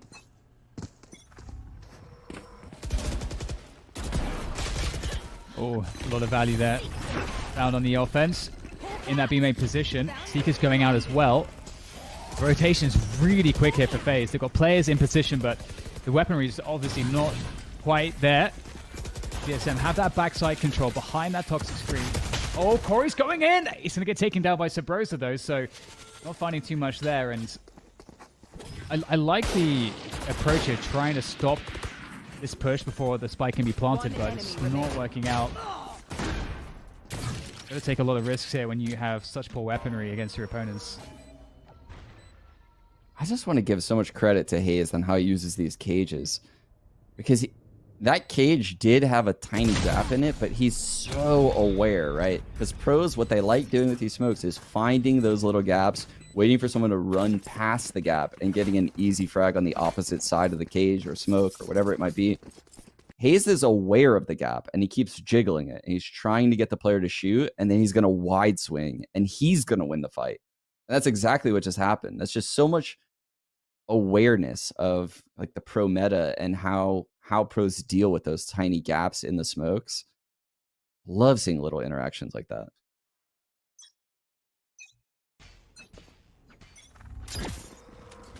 All right, so we'll see the snake bite going deep there. And actually, the swing and a hit from Leviathan as well. Baby J trying to get the early challenge in there. Again, you know, trying to find the early frags with the sheriffs. It's definitely a good way to approach a situation like this. But, of course, not working out early for Baby J. Baby might be interested in pushing that position, though. Yeah, he might push B main. It is open right now. Leviathan's playing it super passive. The Guiding Light went into ropes to clear that out. No voice line notification saying someone's in ropes. Usaprosa pretty calmly checks it. Party's over. Nice shot from Wardell. Yeah, TSM knew that there'd be an info play somewhere, and they are punishing pretty hard. Yeah, it's definitely a sign of a good team, you know, having the ability to slow down the tempo, to try to force mistakes from the opponents. FaZe really stuck with that info, had to try to find something. And this methodical approach is going to result in a flawless from TSM. Very nicely done. And that was a 4-2 scoreline. So starting things off well here on this attack.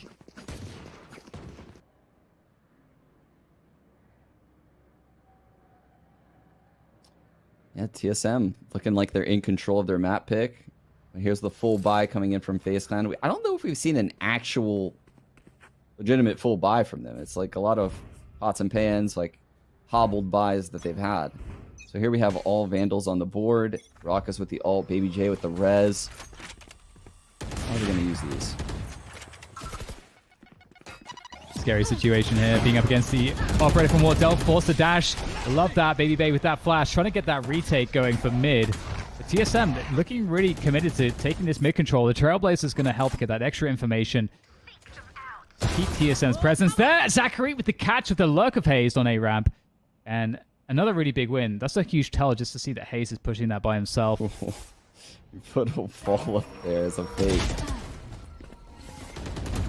They think someone's up there. That's actually awesome. Bang will make his way through to the side. Though the full line is going to connect. He's going to hold position on site here for FaZe for the time being. Oh, wow. Baby Bay not able to find that one against Bang. Bang's looking so confident, but Corey is going to be able to take him down. It's looking difficult here for FaZe, but might be able to make something of this. Cosmic Divide comes through. Viper's Pit to try to answer that from Leviathan, and the jump across for the satchel from Corey that doesn't do too much, unfortunately, for FaZe. Zachary's in a very, very difficult position. This Cosmic Divide is wild, Dan. Yeah. The gravity well to pull him in, lines up Zachary. Oh, he took him for the clutch. He knows everything. Incredible play from Zachary. What a beautiful 1v3. That's going to be one of the best plays in this series so far. Zachary. You can just see the cogs turning in his mind. That was gorgeous. The way he used the Cosmic Divide diagonally going across B site, and he just puts the gravity well and the Nova Pulse right there. Destroys Levi. Oh my god, this was so sick. Actually gets a reload off there as well. And just as you said, Sean, like the Cosmic Divide, he just knows where everybody is. Yeah, just even great the intuition. Wall. So the left peek that Wardell had to do, Wardell had to hug close to that box. That is not a favorable peek. Most people would peek on the wall or a little bit further off so that way they could swing. But the Cosmic Divide didn't allow that to happen. That was super cool to watch. Oh, Zabrosa coming in. Great transfer there up into that mail take. Again, just go fast in that mid play. Oh, Baby J with a great answer. Might find a second one. Indeed, he will. That's the spike now down on the ground as well. So the mid play that's come through and been successful for TSM doesn't mean too much if they can't recover the spike now. Back outside B main. That B lobby area. This towards is the wild. attack He's gonna go spawn. back mail and res, Dan. This is the loop. They're doing a loop. We're gonna have a 3v3 hit again. Is there something? Is there a gun? Is there an upgrade for Raucous? There might very well be. He's not gonna res. Oh, there's the whiff from Wardell. Oh, dropping position. Wardell still with that flag. Still good. Nature's coming through. Slow things down here. Corey and Raucous looking to try to find a way to make this possible. But Wardell is such a huge problem. It's a Trailblazer. That's so much information. That's very helpful. But again, Wardell, difficult to deal with. Ooh, it concussed You know, with 2 Hayes. players up. Flash comes through, and all players are now. TSM having to defend from the back of the site against Corey and Raucous as they start to try to push in. So difficult, though, and Hayes catches Corey moving forward. Raucous with an operator of his own. Still 2 players left to deal with here. So difficult, and there's not much time. Hayes with the peak, finding the shot that's necessary to pick up the round. Yeah, the one glimmer of hope right there for FaZe was if Corey got 1 frag, he could have had the showstopper on deck. I think that could have flipped the round over in FaZe's direction. Nope, gets taken out. Leaves Raucous in kind of an unwinnable 1-on-3, if I'm being honest. And yeah, TSM gets another. There's 5 rounds already on this attack side of split. Whew, FaZe is a little bit of trouble now, Dan. Yeah, TSM, you know, really very confident. There's the wall there. Slow things down in B main. Snakebite, pretty cheap way to slow things down in B main as well. Oh, he's actually using it now. But he's pulling out the stopper as well. Corey trying to anticipate the push through. That's going to whip. Now Corey's going to be there by himself as Baby J goes down. And again, TSM, 5 versus 4. They've got lots of time in the round here. They can slow this one down if they want. But then they get the neural theft too, so they know the rotation of their opponents.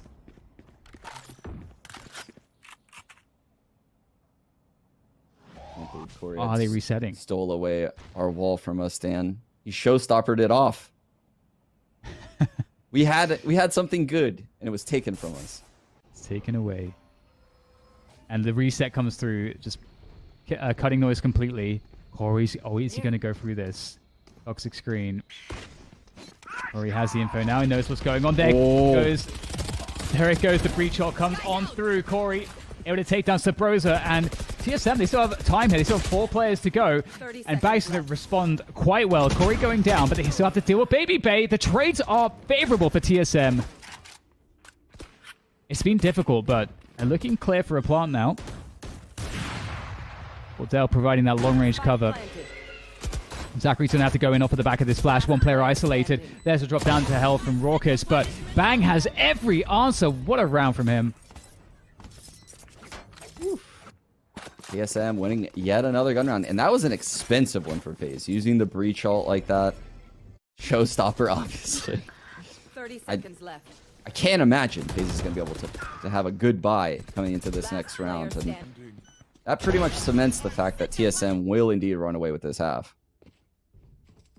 Yeah, I felt like that Rolling Thunder was going to do a lot more somehow, but yeah, TSM, again, they just seem very resilient in a lot of these chaotic situations, finding their ground quite nicely. And again, we're seeing that, you know, cheap option to take that main control, the snake bite, and Wardell, again, being a problem mid. Of course, it is just pistols here for the saving phase. And we know that they like to try to take these early peaks. It is a good way to do it with the Sheriffs. TSM are ready for that. Up in heaven, undetected. That's a freebie site. No one's here, but Baby, look, Baby FaZe on right. What? That's a nice shot. Down B. 1 enemy remaining. Not too much else to be done, though. It's like a game of Ring Around the Rosie. How did he manage to get between the attackers? Very easily. Yeah, that's that a good breach. question. That's a very good question. Well, it's going to be another round here for TSM. Not too much Zach can do. I'll be able to get another cheeky frag, though. And he is one away from the Cosmic Divide, so it would be pretty awesome if he's able to find another ult points here. There's a lot of footsteps. That's a lot of footsteps. There you go. 7-3 are locked in now by TSM. It's really shaping up nicely on this attacking side for them. Indeed. I do think some of the ults are coming back into play for FaZe. So that is kind of the comeback story. If they were to get, come back into this with the last 2 rounds. We saw Zach get the round with the Cosmic Divide. That was probably the most value I've seen. FaZe has had a lot of value from their Cosmic Divides on Split. Because remember, we broke down the play where they Viper ulted behind it before.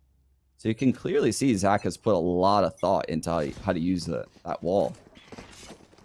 Absolutely, and here we're going to see TSM changing the pace. They're going very aggressively towards that A side of the map. They're not playing a slow default or anything like that. It's just a full frontal assault, and Raucus is there at the back. It's a good flash, but not good enough, it seems. And Corey, in fact, everybody's trying to dodge out of that smoke, trying to catch TSM running in, but it's been just, it's been a slaughter here on the A side, and there's not much left to do. If a Baby Bay. No, he's all alone. Just the young breach holding spawn. Chiseled jawline. What? That's something we need to talk about, Dan. When we see that group of FaZe pictures, why do they all look like models? Like, what is going on? How can they be so good at this game and all look so good? What's going on? That's definitely, it seems like a question that someone needs to figure out the answer to, because Amateur. He's so damn good at the game as well. And Baby Bay has been an interesting one as well, just in terms of like a personality. He's been really fun to, it's been really fun to watch his career in Valorant. I mean, as well as everybody on FaZe. Yeah, spotted and heard his next victim here. Yeah, this is the hunt. This is the hunt. Initiator hunt. I'm gonna find him there, but Wardell actually possibly. Last round in the half. Okay, so no extra ult points available there for Baby Bay as we move into the last round of the first half. And again, if you are just joining us, FaZe won the first map of this best of 5 finals. It was Ascent. It was a 13-11 scoreline, and they had to come back as well. Yeah, it looked a lot like this. Like, I will not count FaZe out of this game right now. I will not. Astrostar is everywhere right now. Oh, we love this. A very aggressive maneuver. The Seekers are out. Full line, that's going to slow things down here. Very fast approach. Oh, the wall. Again, the tricky walls. FaZe knows better, though. And TSM holding both sides of the map very effectively at this point. It's going to be difficult here for FaZe to hold on with what they're carrying. B site now. All theirs. TSM looking great. Welcome to my world. Spot planted. The Viper ult to seal the deal. Just a flashpoint on Baby Bay. Zach has the Cosmic Divide again, but I don't know, Dan. I don't know. Yeah, there's a lot to deal with here. History would definitely have to repeat. Yeah, and I believe it was just 4 rounds that FaZe got at the end of the first half on the last map. And Zachary here, and he's going to get taken out by Sabrosa. Nice finish from them. So there it is. TSM 9-3 at the end of the first half. Really good performance from them, looking pretty dominant all the way through. Yeah, I think TSM is in a massive driver's seat in this second map. I mean, we expected it. It's their pick, their first pick in this best of 5. Yeah, we have to see what FaZe has in store on their attack half. They have a good attack comp. They have a breach. So can they manage to get some juice out of Baby Bay on this half? I don't think he had much value in that first one, if I'm being honest. Well, we will find out after this quick break.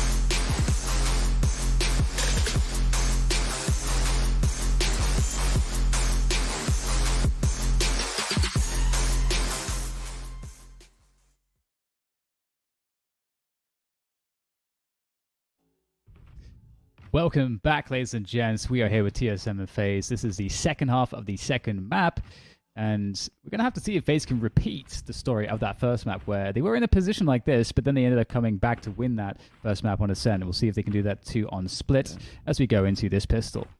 Dan, oh my god, I'm so excited right now. Okay, so this camera in screens or in ropes is going to see feet, right?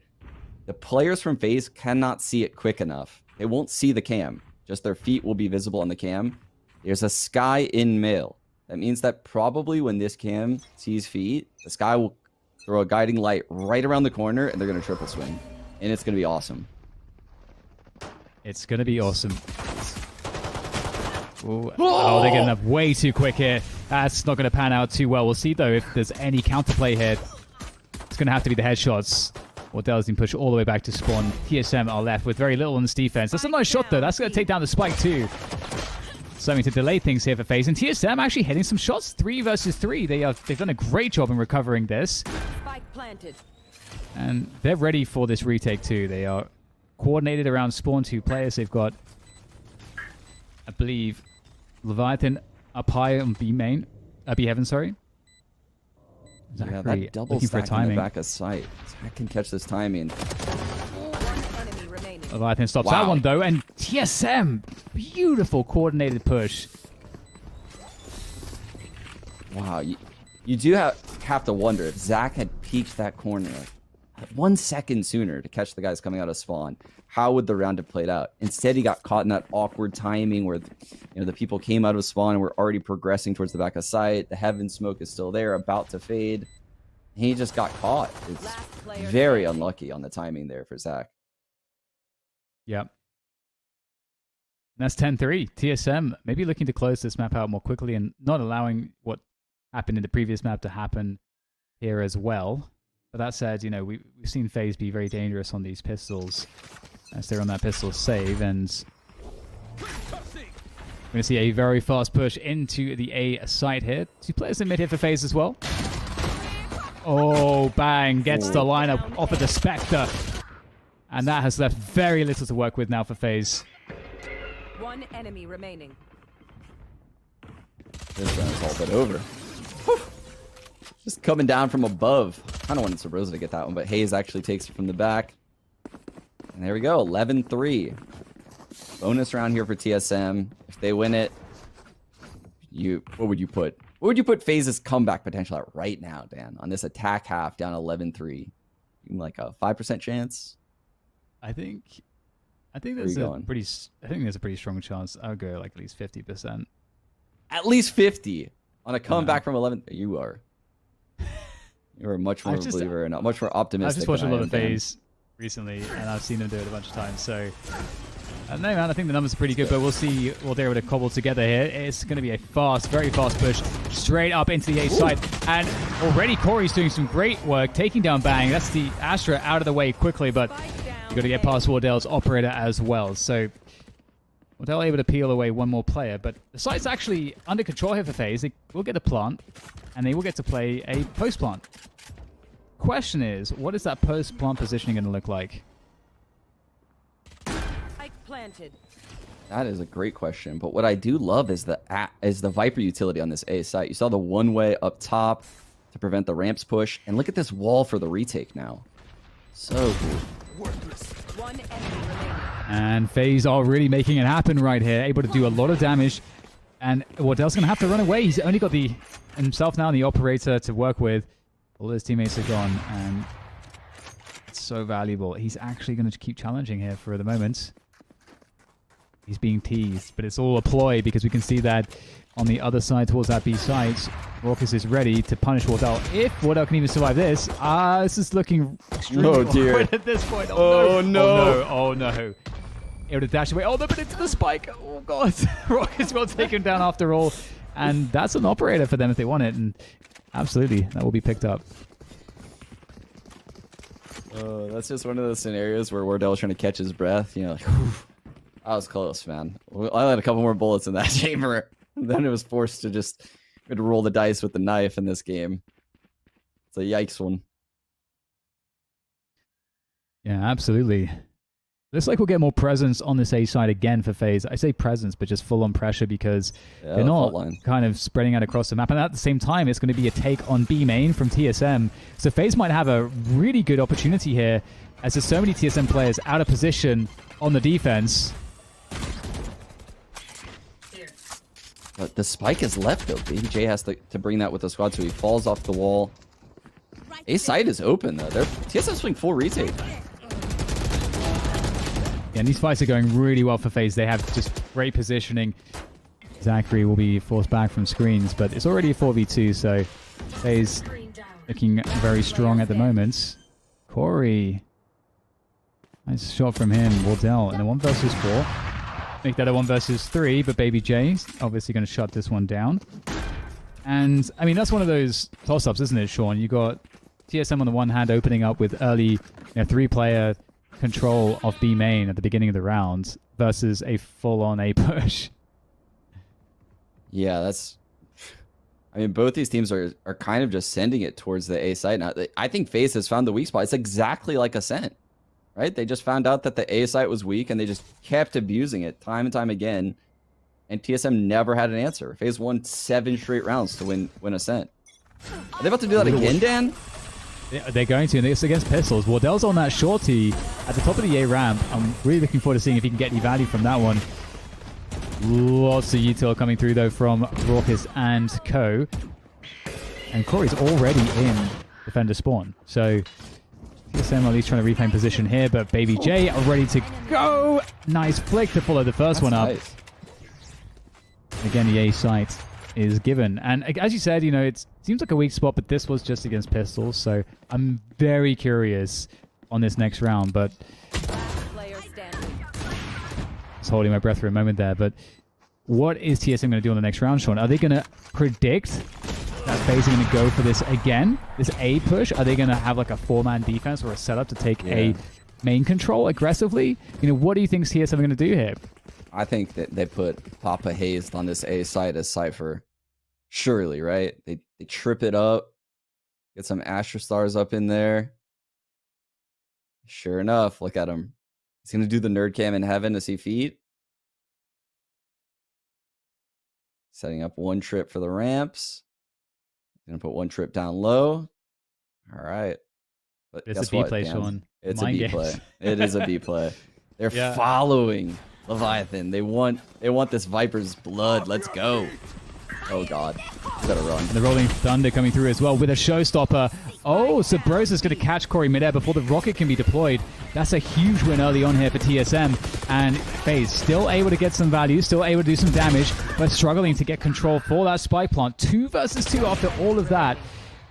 It's going to get worse here for FaZe. Raucus now needs to get that spike and has no idea where some of these players could be peeking him from. That Viper's pit's up as well, so Leviathan could be anywhere. Leviathan playing it safe, sitting in spawn for the time being. Tactical so Oh! Raucus got the first few bullets off there. Yeah. That Viper's pit covers the entire plant location of the B site. And he can be safe in spawn. That is an incredible Viper's pit, actually, that Leviathan just put down. And an insane B hit, by the way. With the breach ult coming in, we didn't mention it, but there's a gravity well on the rafters. So that way, if you try to get back into heaven, you're stuck. Or if you try to come out of heaven, you're stuck. And we also saw a fault line coming into rafters that ended up taking out Sabrosa. There's just so much utility flying around. Flashes everywhere. That was a sick take by FaZe and a great hold by TSM.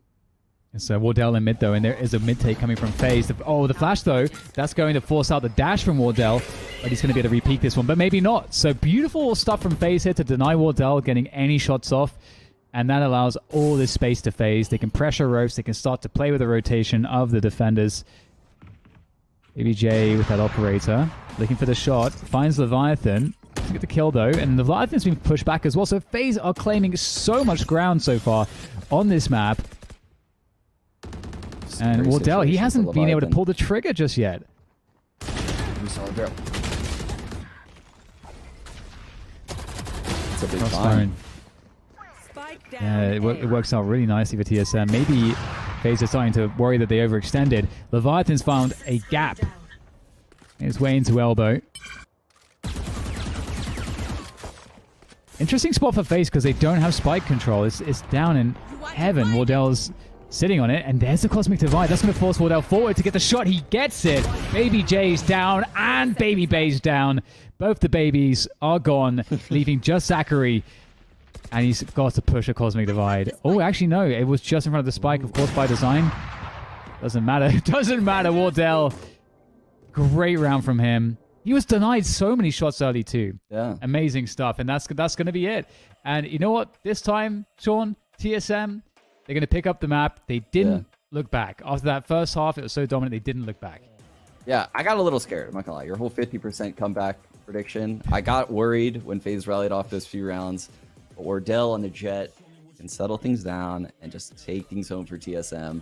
They looked a lot more comfortable on Split. Let's see how they fare on Breeze. I have yet to see them. I mentioned this before. I've yet to see them on Breeze. They have one map played in this event. FaZe looks really good on it. I want to see Corey go back to that Yoru. I want to see more of FaZe. Honestly, I love watching FaZe on Breeze, so this is going to be a treat. Well, we're definitely going to get a lot more FaZe and TSM because both of these teams now 1-1 in this Best of 5 series. As you said, we're going to Breeze next. It's time for a quick break. Then we'll be back with more Valorant action.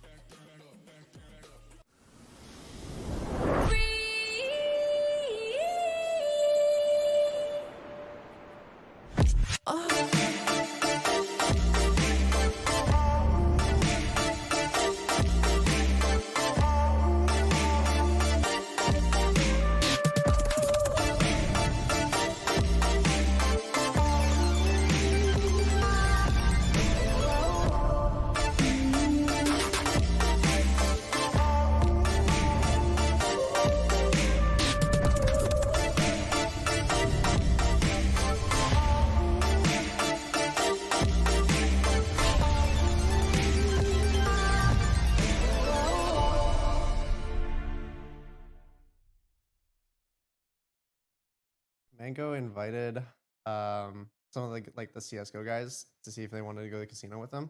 And I don't think anybody else went, but I decided to go. And I've never been to a casino before, and I definitely Mango's an expert, so I knew I could trust him. I went to the ATM. I tried to pull out like $100, I think, but I pulled out like 300 euros accidentally. And then we proceeded to play blackjack, and yeah, I lost like everything within 20 minutes.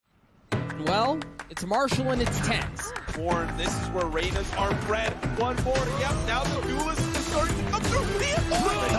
Not quite there to help out. Now the swing's starting to come through with just trying to provide some additional ankle.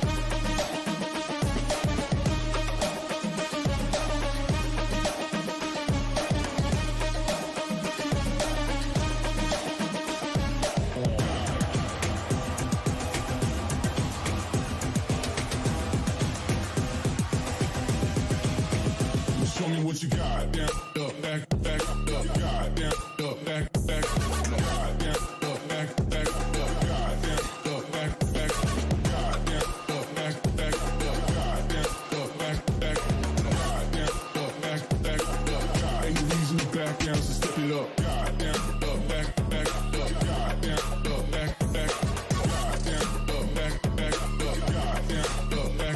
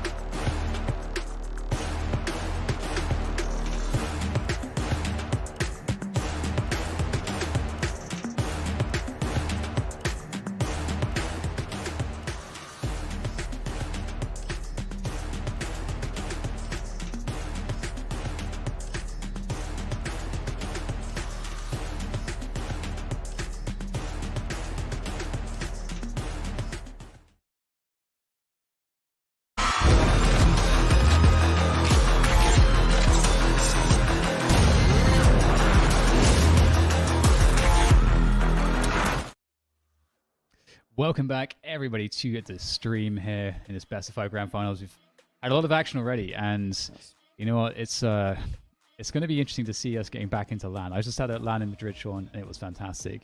And I'm hoping that we can get there a little bit quicker. And I know that Riot Games and Valorant are teaming up with the White House to keep spreading awareness about COVID-19 vaccination. So if you're in the United States, vaccine is free and available to everyone. Getting vaccinated is the quickest way for us to get back to normal. So if you're able, please consider getting vaccinated and help bring us one step closer to seeing you in person once again. And, I know, Sean, you know, we were talking about this before very quickly. There's a lot of pro players in Valorant that probably haven't landed. You know, it's like, yeah, no, something that we brought up is because of the fact that all these regions are competing right now because of COVID to just go to one LAN throughout the year in this system. There might be players with entire careers where they never play a LAN match in Valorant, and that's just crazy to think about. Like, great players in this game may never get a chance to play on LAN, and it's wild. It's wild for people like us who come from like the too many LANs, you know, like we had too many in CS, and now because of COVID we don't get them. So get your vaccinations, kids. Let's go. Let's get these LANs. Yeah, it really is amazing. Like, I felt pretty lucky to get to go to, I guess, like the first one with an audience in Madrid very recently for the Red Bull Campus Clutch World Finals, and it definitely is. It's like, wow, it's just so different. But you know, bringing things back into the series that we've been watching so far, TSM and FaZe. We saw TSM on the first map looking very dominant. A4 first half, didn't look like anything was about to go wrong. FaZe pull out a huge comeback, and then in the second map, we were asking, is this going to happen again? Because TSM started things off very, very well, and going into that second half, which was the first half was a 9-3, they didn't look back. We can see FaZe only managed to cobble together 3 rounds at the end, but TSM looking like the much better team on split. And as you can see here, you know, Sabrosa on that Sky, a player we've talked a lot about on that Sky, you know, one of the key factors in that. Yeah, I mean, Sabrosa's always going to have impact on this guy, especially after the 3.0 update, you know, where she can use her flashes selfishly a lot easier, right? So Sabrosa's playing Sky almost like a pseudo duelist, right? So they used to have that triple duelist comp. They still, in my eyes, kind of have a double duelist comp with this Sky Jet combination that they're running across a lot of maps. And I think Sabrosa might be, I'm struggling to think of a better one, like one of the best guys in NA. I mean, Strong Leg's up there too, obviously. He's the Sky main that teaches everyone everything. So, but Sabrosa looks fantastic on the agent. Yeah, totally agree. And, you know, with that said, we're going into Breeze next. Are we going to see any shenanigans here, Sean? You know, yesterday you were talking about that Yoru pick from FaZe. Are we going to see it again? I don't know.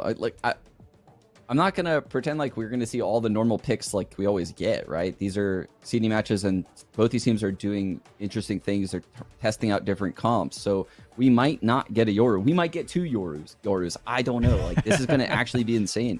We could get a style of Breeze that could set the meta, right? Like, they're trying so many different things out in these matchups right now. And that's the most exciting thing to me, is just seeing if these quirky ideas they have work out. Like the cool Sage Wall we saw in B, and the Sage Walls to peek into heaven. Like these weird little plays that you don't normally get a taste of throughout the rest of the tournament. Yes, and just yesterday we saw a great performance on this map from FaZe, which really excites me to get to see them again here against the likes of TSM, a team that does definitely have a very good sense of comfort on this map, despite it being one of the newer ones. And here we are now into the agent to select to answer some of those questions in the compositions. And just like you said, Sean, there's definitely a lot of things that could change here, but we'll see if these teams are picking into comfort or if they're picking into something more experimental. Ooh, yesterday we saw Baby J on Killjoy, and he locked down that A site. This has to be his bread and butter. He's the best Cypher I've watched on stream. Like, he is incredible. His setups are so well thought out. Oh, I thought Leviathan locked in Yoru was the biggest troll ever. Ori though. It's Yoru. Let's go. His lineup. All right. I think that's the same, right? That's the same comp they used yesterday, with the only difference being Baby J. Yes. Yeah. Baby J on the Killjoy. Yep.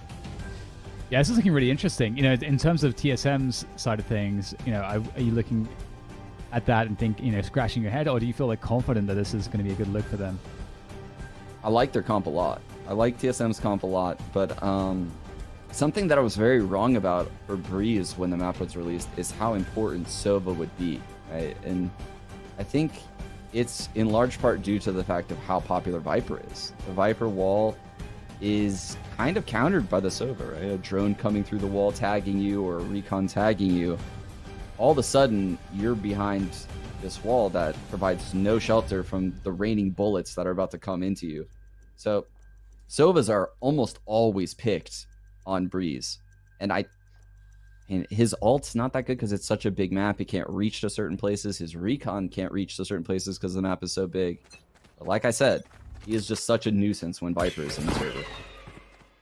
Oh, and TSM starting things off with a quick flash from SHROUD through that mid position to take that mid control. And they are really taking the fight right now straight to FaZe. And this is kind of a problem. FaZe are not expecting to take these fights so early on. You can see Babyface push so deep. And the rest of his team are trying to make their way up through the cave, splitting into the A site. And Corey on that Yoru is going to find one entry. But it might not be enough here because TSM still holding great position towards that A site. And it's just getting worse here for FaZe. Up to Baby J now. I believe they know exactly where Baby J is. Oh, that's a flick and a half from Baby J. Lots more to be done here, though. This is very difficult. Exposed from multiple positions. Trying to find those 1v1s. And there's the reset. Baby J might make this one actually work. Gets the oh, just gets shot before he can get around the corner with the spike. There was enough time to rotate as well. But that's going to be a wrap. TSM winning the first round off of a mid-aggression. Baby J is a gem. I don't know how FaZe managed to find this guy and have him be teamless, but every time, I mean, I just toot his horn so much when I watch him. Like, it's so ridiculous. His aim is insane. I feel like he would be a top-tier duelist if that's the agent he decided to play. But I love that he chose to play Sentinels because he has such creative setups. And I can't wait to see how he uses cams here. Let's go. He's going to get that up top Halls lurk going. This is a full Marshall by Dan. What? Yeah, this is great. I am a big believer in the Marshall. And, you know, FaZe, they have a lot of distances to play with. So if TSM make mistakes and they give, you know, openings, expose themselves on these angles, they could have, you know, they could be very problematic. But Baby J will get caught off guard, unfortunately for him. Just looking for some info. And it's just these 4 Marshalls left. But again, these 4 Marshalls can do a lot.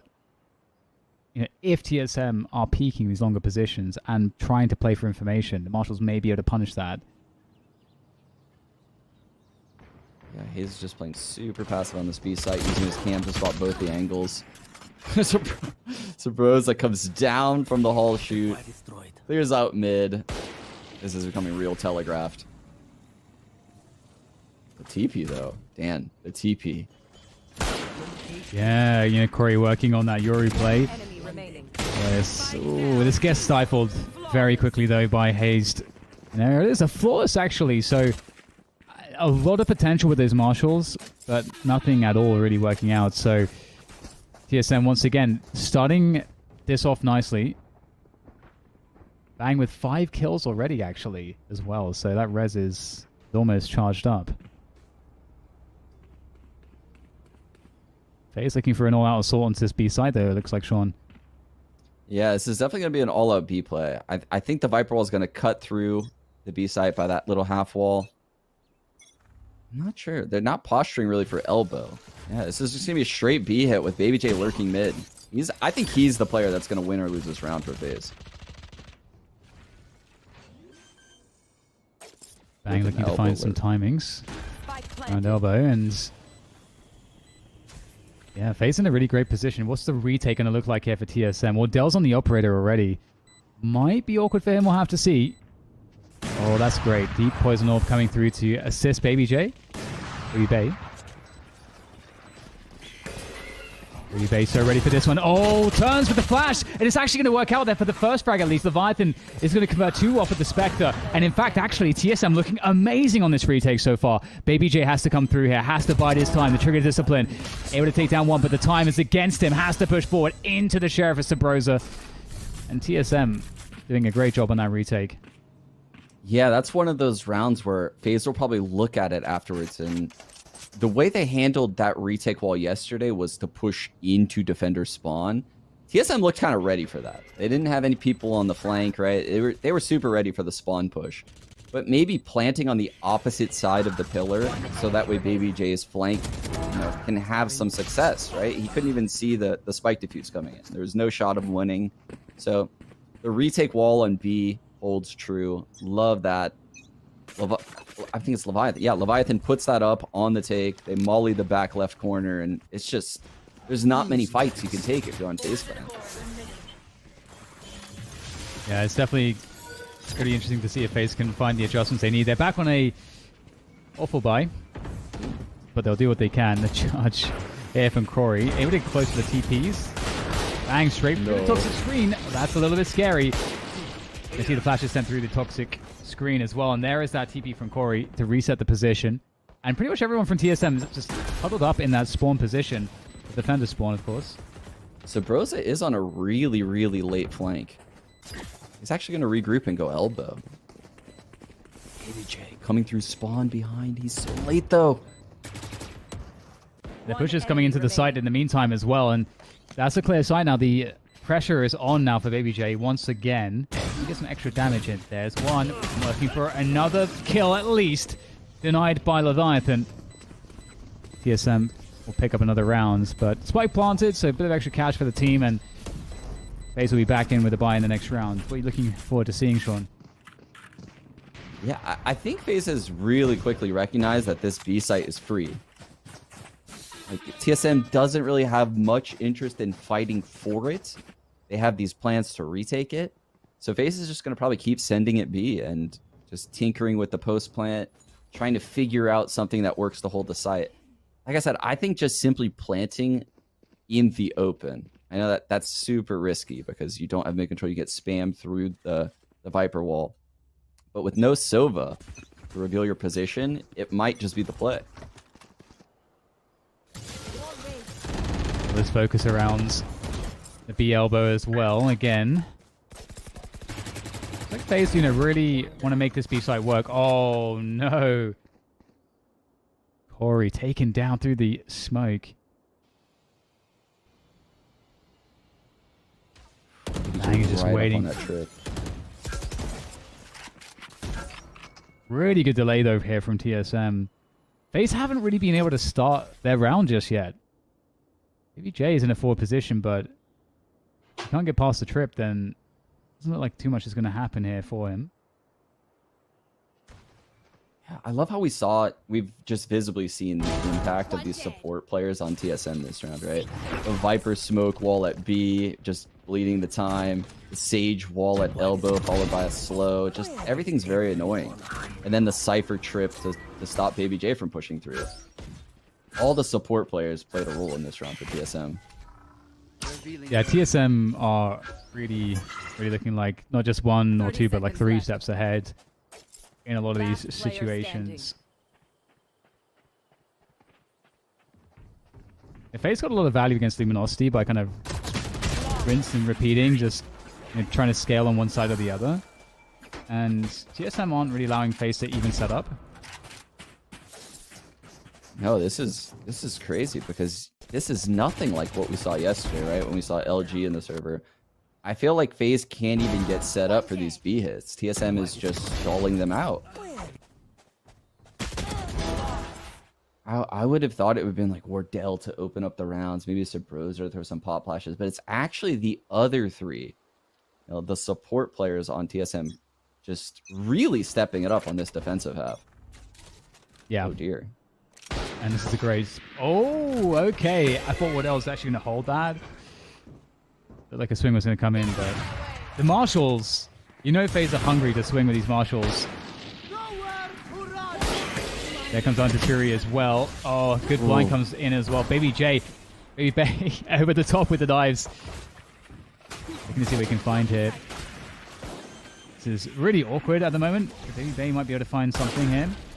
FaZe is still in the site. Yeah, it's so insane that he gets the timing onto Corey as well. I don't know how Hayes is getting all of this value around the pyramids. Viper's pick comes in as well. TSM slowly starting to make things happen here, but BabyJ still alive with the knives. Able to get one more. Oh, beautiful stuff from BabyJ. Just bang left. Can BabyJ close it with the Blade Storm? Looking a bit labored, but he gets it. The ace from BabyJ off of the Blade Storm. So much calm and poise from Baby Bay.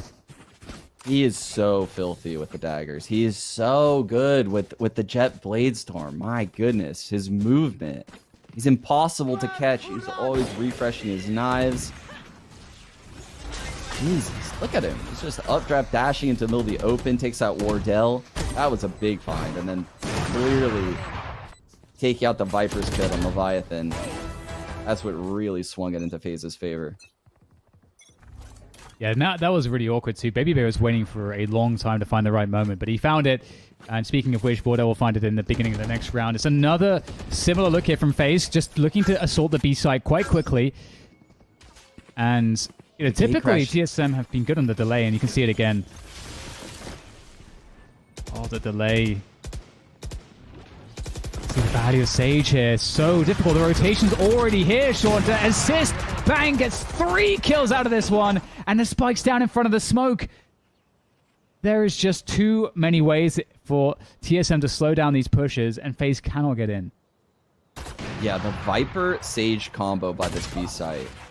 We have yet to see Corey get, you know, a TP off, a gate crash into this B site. Whereas yesterday against LG, I feel like he was just doing it every time. He was able to get the gate crash to the back left corner, flash in, maybe they could dash in behind him. But something about the Viper Sage combination just allows 0 aggressive plays like that to happen. Absolute lockdown stuff from TSM. Yeah, it looks so good. Track them down. FaZe are going to have to do so much work on the second half. Still, though, a lot of time left, opportunities left in this first half, so I'm not trying to write them off or anything like that. We'll see them changing their approach here as well, looking to go into the halls. Finished. Oh my, TSM. Great stuff there from Baby Bay. Corey with the dimensional drift, and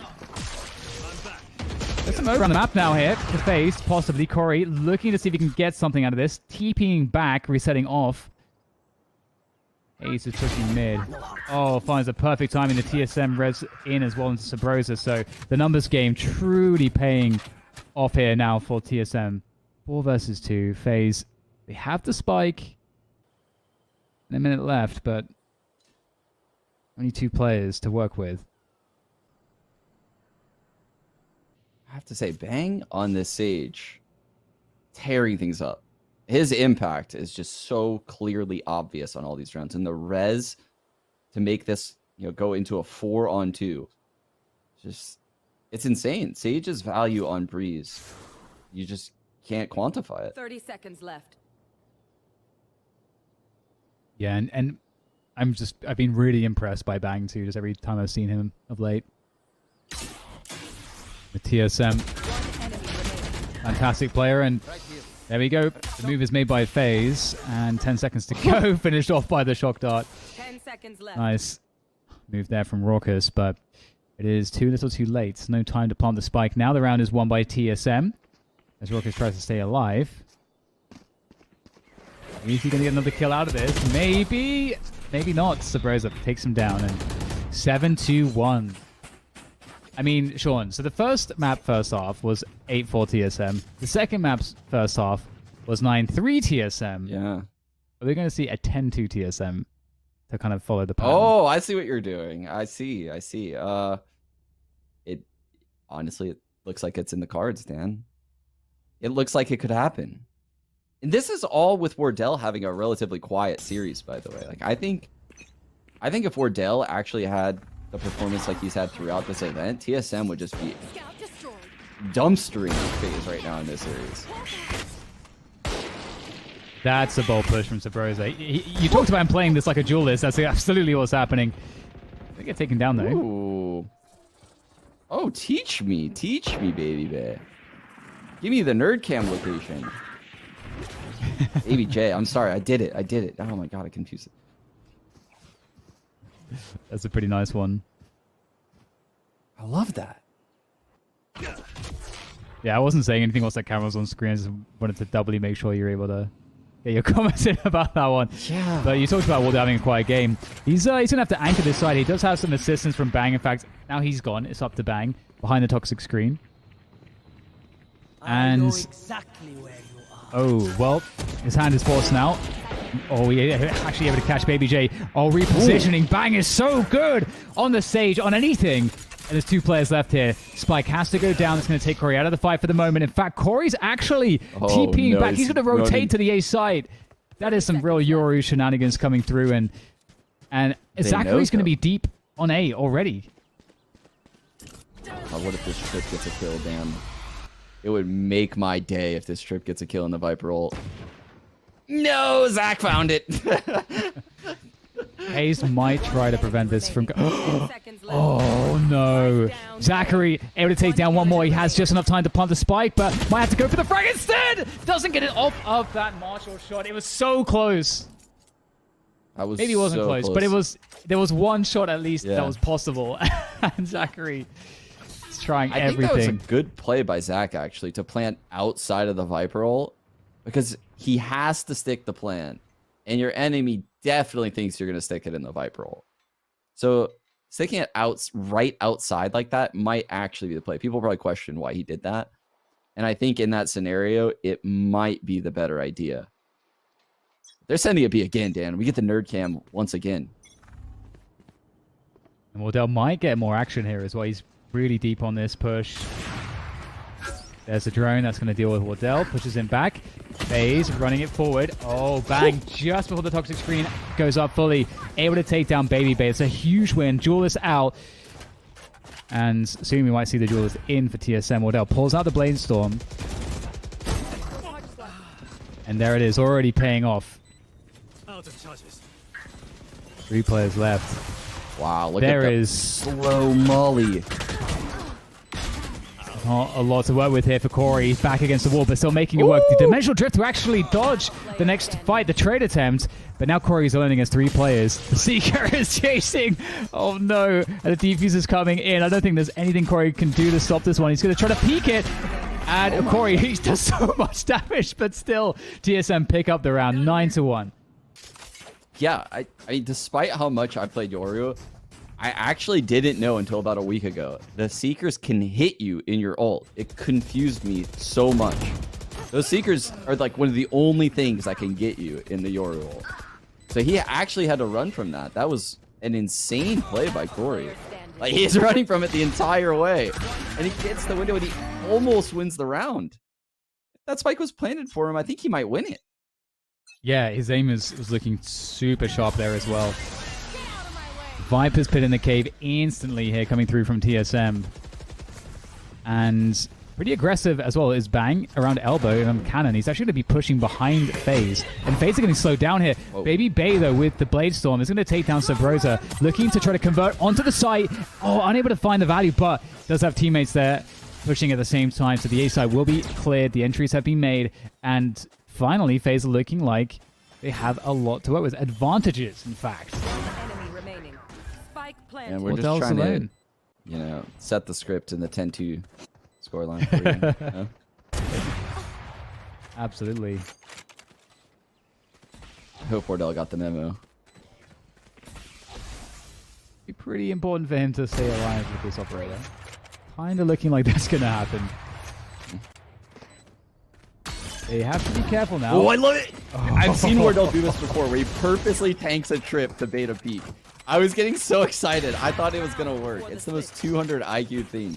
If you see a Cypher place a trip like that, and you know he has to swing to kill you, and you're as fast as Wardell, and as good as Wardell, so basically none of us can do this. You purposely run into the trip. Yeah. Yeah, you're totally right. That's exactly... You could see it on the X-ray. That's absolutely what he was doing. I knew he was going to go for that when he saw the trip. It's so sick. Okay, well, FaZe, you know, they got one more round on the board, 2 on that scoreboard for them. Focusing rounds, Cave and the hole as well, again. Oh, Wardell, double tap. What? Zachary, I don't know what's happening there, but hey, gets the kill. Sabrosa's down. And look at the Raptor split coming through now. Great angles to work with the Baby Bay. Wardell is going to be spotted by Baby Bay. And both Cloudbursts come through. 3 versus 3 now. So much time left. The spike's actually in cave right now, but we'll finally make the cross. Raucus can get a spike down by the pyramids. Oh, about that, Viper. Oh, and the flank from Baby Bay is working out nicely there. Planted. One enemy remaining. That's down to Baby Bay to try to clutch this 1 versus 2. Catches the jump peek. Oh, Wardell actually is going to be there to provide the cover. TSM, that's the 10-2 shot. There we go. It was written. It was written in the cards. You know, we're just here to tell you guys how it's happening. You know, there's the 10-2 score line you were referring to. Switching sides. Okay, based on what we saw before, Sean, how do you feel about FaZe going into this next half? I feel terrible. I feel terrible right now about it because TSM is on another level all of a sudden. Wardell, after I mentioned his name, decided to just kill everyone and not stop. He's playing so aggressive. I think TSM runs away with this entire series at this point because they have so much momentum. And the only half they've looked bad is the second half of Ascent. Every other half, they've looked like the better team. Yes, they're looking amazing right now. But anything can happen. We'll see if FaZe can be the masters of the comeback on Breeze. Find out after the break.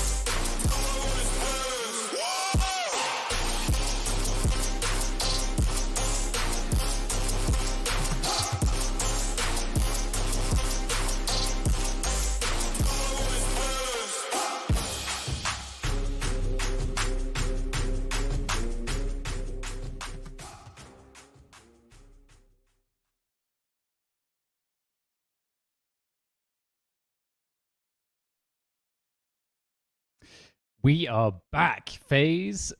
I mean, we got to answer the question, can they come back in this one as well? Because they have shown the propensity to be able to do this, Sean. And we've seen some great stuff on Breeze from them. But we were left feeling like things were a little bit flat at the end of that first half. So will things be different as they switch sides?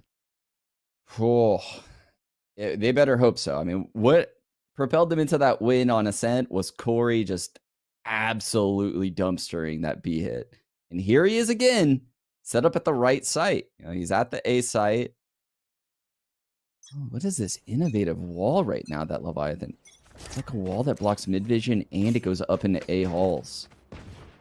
Ooh, this is interesting. Looks like they're... Yeah.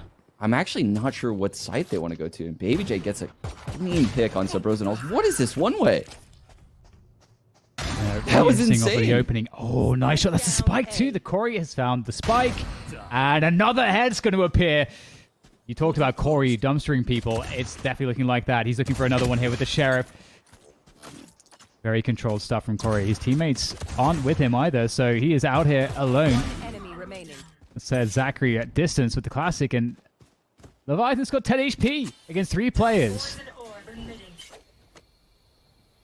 It's a very, very difficult clutch for Leviathan. I hate to see that, the whiffs, but I don't think it would have mattered too much. Amazing round coming in from FaZe to kick off the pistol, and Corey, I mean, you brought it up. Like, he was amazing on Ascent in the pistol round, and this is no different. Finds the spike. Really good game sense to figure out like where to be looking for that follow-up. Hits a very precise shot, and that it just went all downhill for FaZe, for TSM rather, from there. I want to be there, Dan. I want to be there on that beach, you know? Well, I'm sorry to say, Sean, you're just casting Valorant instead. The double duelist A set up with Corey and Baby Bay. Corey smells this lurk from Hayes. Yeah, it's gonna be really interesting to see if these pistols can find some timings, but they're playing really good spots here that they aren't really in a position to be surprised. Good shot from Wardell. Gonna need some more of that. Nice flash, but it's looking more doable here now for Bang and Wardell. ABJ's getting closer around the pyramids. I don't think that they understand that he got so close. The Spectre is rattling off as well, and that's the distraction for Zachary to finish off the last player. And beautiful stuff there, FaZe. Going to make it work against the Eco, but the hardest test is yet to come. If they can pick up this bonus, now we can start talking about the comeback, I think. But I feel like it's very hard on this map with the ranges that you have to deal with to win these bonuses. Yeah, it is. It's very, very difficult to win these rounds on Breeze, especially when you spread out into a base setup like FaZe is doing, where everyone's just going to get the normal fights they would get if it was a full gun, right? There's 3 on A, there's 2 towards B. TSM has like this really good slow default setup running right now. Viper looking up top A halls, breaks some Cypher util, and Bang finds the opening on Corey. Yeah, just it's pushing the issue there. One-way cage up in halls that Baby J's using is just netting him free kills. They definitely need it right now. TSM have just destroyed this A site. Baby J is going to do a lot here, but doesn't get what he needs, leaving Raucus alone. And it's looking quite difficult. Again, it's the bonus, so we'll see what extra damage Raucus can do.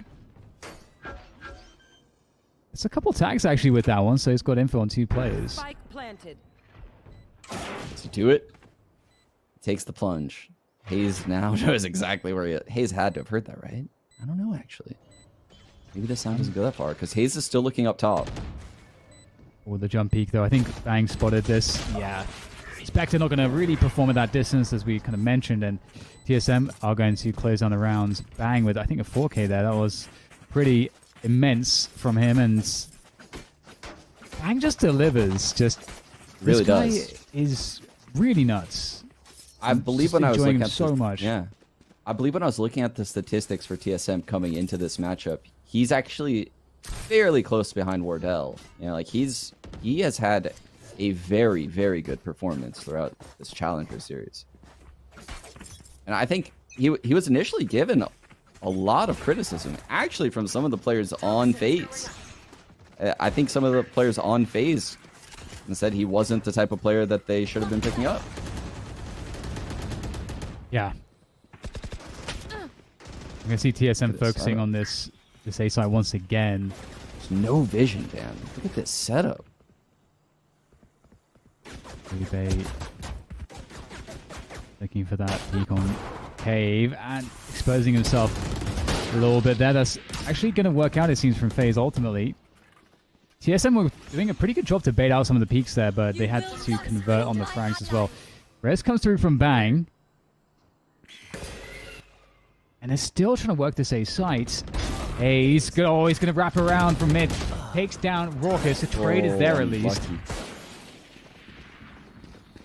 Very tense stuff here for Zachary. Oh, he gets two straight out the toxic screen, and he nails the headshots. One more player to go, and into the loving embrace of Corey instead. Leviathan's going to fall, and that's TSM falling and just not finding the ground that they needed. FaZe looking. I mean, we kind of asked the question, you know, what do we need to see from FaZe, and they are just looking so good at holding these full site pushes. Yeah. This is very impressive from Zach. You know, the counter Viper wall. I thought the Viper util on TSM was just S tier, right? The wall cutting across the site, the poison cloud to block all vision from that right pyramid. And then Sky could definitely send flashes out, right? A Trailblazer coming through. None of it got any value, though. Even a res wasted by TSM. Oh, dear. Poor Corey. Oh, man. He's actually doing so much work here off of the dimensional drift. I know One-way smoke. where you are. Yes. There's another one way. That is nasty, isn't it? That is filthy. I wonder if we're going to see more focus on that B site then for TSM in the rounds to come. There's with that lurk. Gets caught out. One enemy remaining. Very spread out right now. The spike from on Bang trying to make his way across to this B site with this Marshall. It's not a lot, I think, he's able to do with this one. Gets taken down, and another round in the back for FaZe. They are bringing this one back now, Sean. They're looking extremely confident. And again, the question now is, are TSM going to change their approach? Because FaZe are really locking down that A side. They've got a lot of excellent utility and options. Do TSM want to keep just running into that? I think the problem is that, you know, they are a little bit weary of going into this B side against a Cypher with 2 trips and a Sova. It's what I mentioned earlier, right? You just have a Viper wall to protect you entering the B site. So a Sova playing elbow combined with a Cypher, that both agents that give you visibility on the other side of the wall, makes things really scary. We have the same opening Viper walls from both teams as well. Seeker's coming through to try to punish the Viper's pits. See if Subrosa can find that. It looks like that's not going to happen. Subrosa still creating pressure towards A, but at the same time, we get the push from TSM into this B site. So they are going to that B site after all. Bang opening it up with the entry again. Baby J unable to find the timing. Bang defends. Oh, great shot from Baby J. Picks Wardell out of the sky. Now FaZe in trouble for the first time on this half. Last player standing. Oh, this is a very bad look for Zachary. Oh, nice shot though. Finds the Viper at least. The Choppy Classic's going to finish him off. Match point, Dan. 12-6 for TSM. And Hayes picking up the off and closing out the round. Who would have thought? The offing Cypher. Bringing us to 12. Yes. Jeez, Bang sitting up there at 24 frags. I mean, we keep talking about him. Did we get the double Blade Storm this round? Ooh, that'd be spicy. Maybe, yeah. I mean, I'm enjoying... I really want to see FaZe stay alive in this map. I'm enjoying what I'm seeing so much from their defense. They are on the knife's edge right now. They can't make a single mistake. Wardell looking for the quick shot off of the updraft there, and deep poison orb at the end of the halls to try to prevent vision of the defenders. It's going to allow a lot of space for FaZe early on. The push actually in mid, coming through from Zachary, Sean. Oh, Dan, Baby Bay's up here all by himself, and I believe Subrosa, does he still have the Trailblazers? He doesn't. Ooh, so they have actually no information possible that could... I think Baby Bay could feast right here on an A hit. Oh, wow, just like that. 4 players down for FaZe. And that might just be it here. It is going to have to be an ace clutch for Baby J to pull this one off. He needs someone to give him something. There's got to be some mistakes made here by TSM, and Baby J's got to be good enough to punish them. That orb makes things 20 times more difficult. I'm gonna say, Dan. Oh. There it is. The flawless to end things. Bang, getting the kill no less. Amazing performance from TSM overall. I mean, it was great to see that little comeback, signs of life from FaZe, but TSM worked so hard and they really earned a crisp victory here on Breeze. Yeah, I could definitely argue that without Corey's heroics on that second half Pistol of Ascent, this would have been a 3-0 sweep, right? TSM has looked really, really solid across all these maps. I think I see FaZe testing a little bit more with their comps. It's like we mentioned, this is a seeding match. Both these teams have qualified for the playoffs. So FaZe is using us to like test new comps. TSM is running their normal comp. They might just be playing a little bit looser, different style to test new things.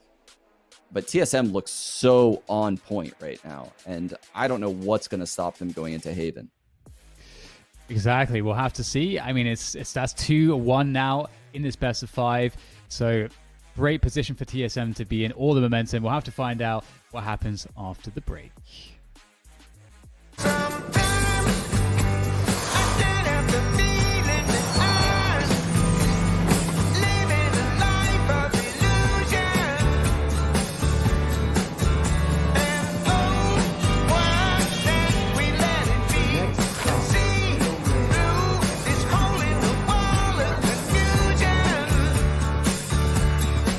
I just can't help the feeling I'm living the life of illusion.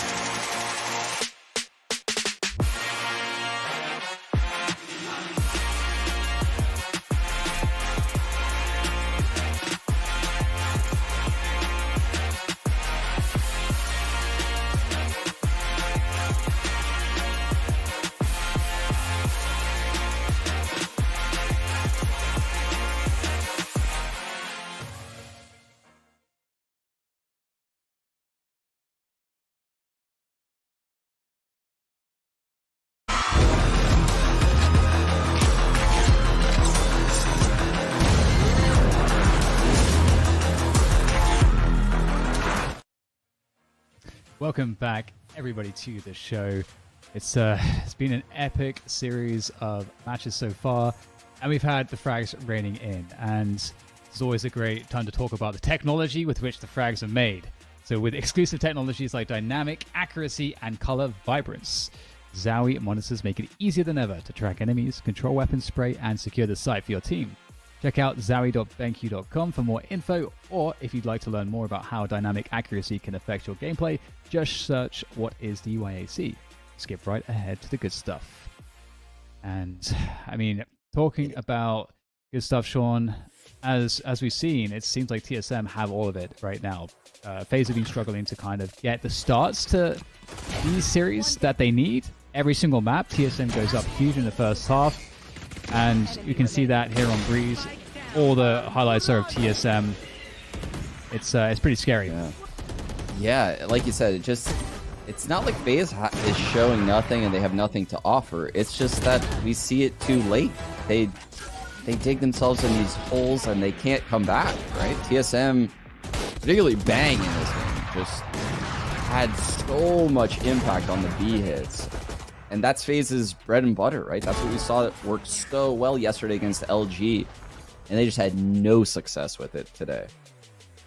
Yeah, certainly. It's an interesting one. You know, going into Breeze, we both expected that, you know, this would be a good map for FaZe, given what we've seen previously from them. It's stylistically, it feels like a map that, you know, plays, you know, to their strengths in many senses. But, you know, TSM, again, seems like strategically and tactically, you know, a lot more in tune. FaZe on the defensive side, where things are a little bit, you know, I would say, a little bit, there's less complexity in terms of the team playing, the overall coordination. We're finding an easier time getting their individuals to, you know, get those kills and to make sure that they were able to, you know, hold the action at the choke points. It was just a little bit easier to manage, but on the attack, it just seems so difficult.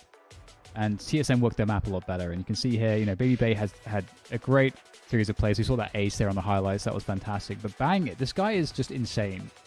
Every time I see him, I'm impressed.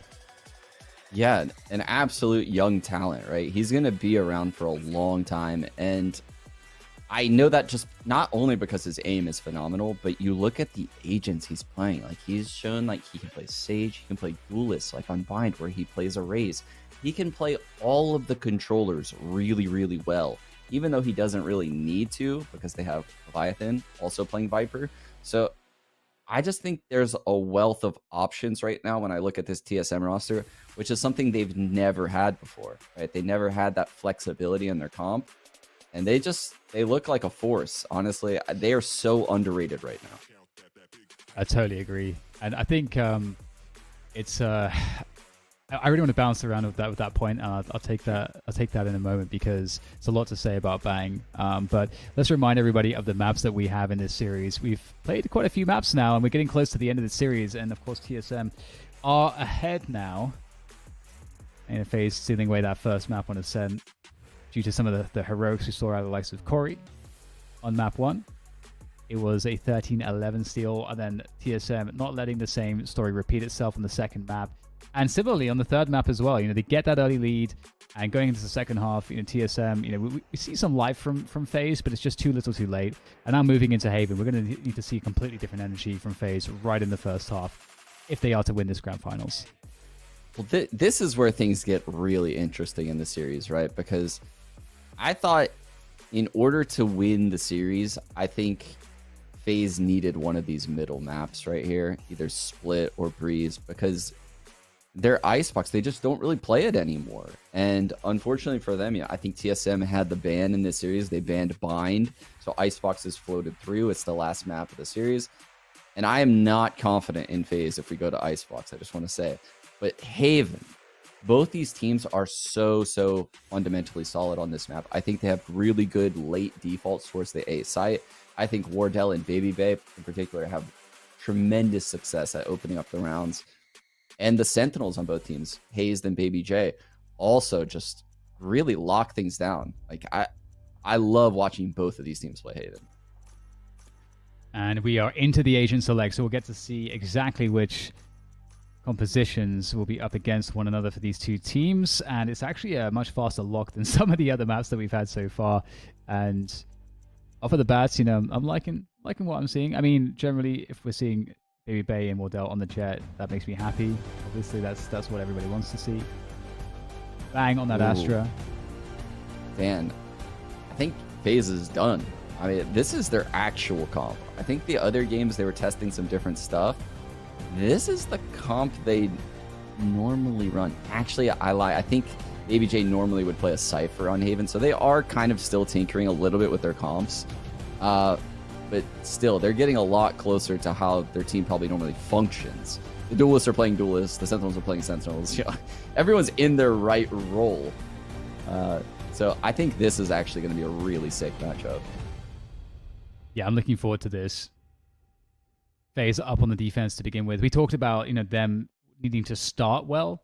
Like, how do you feel about them playing defense first?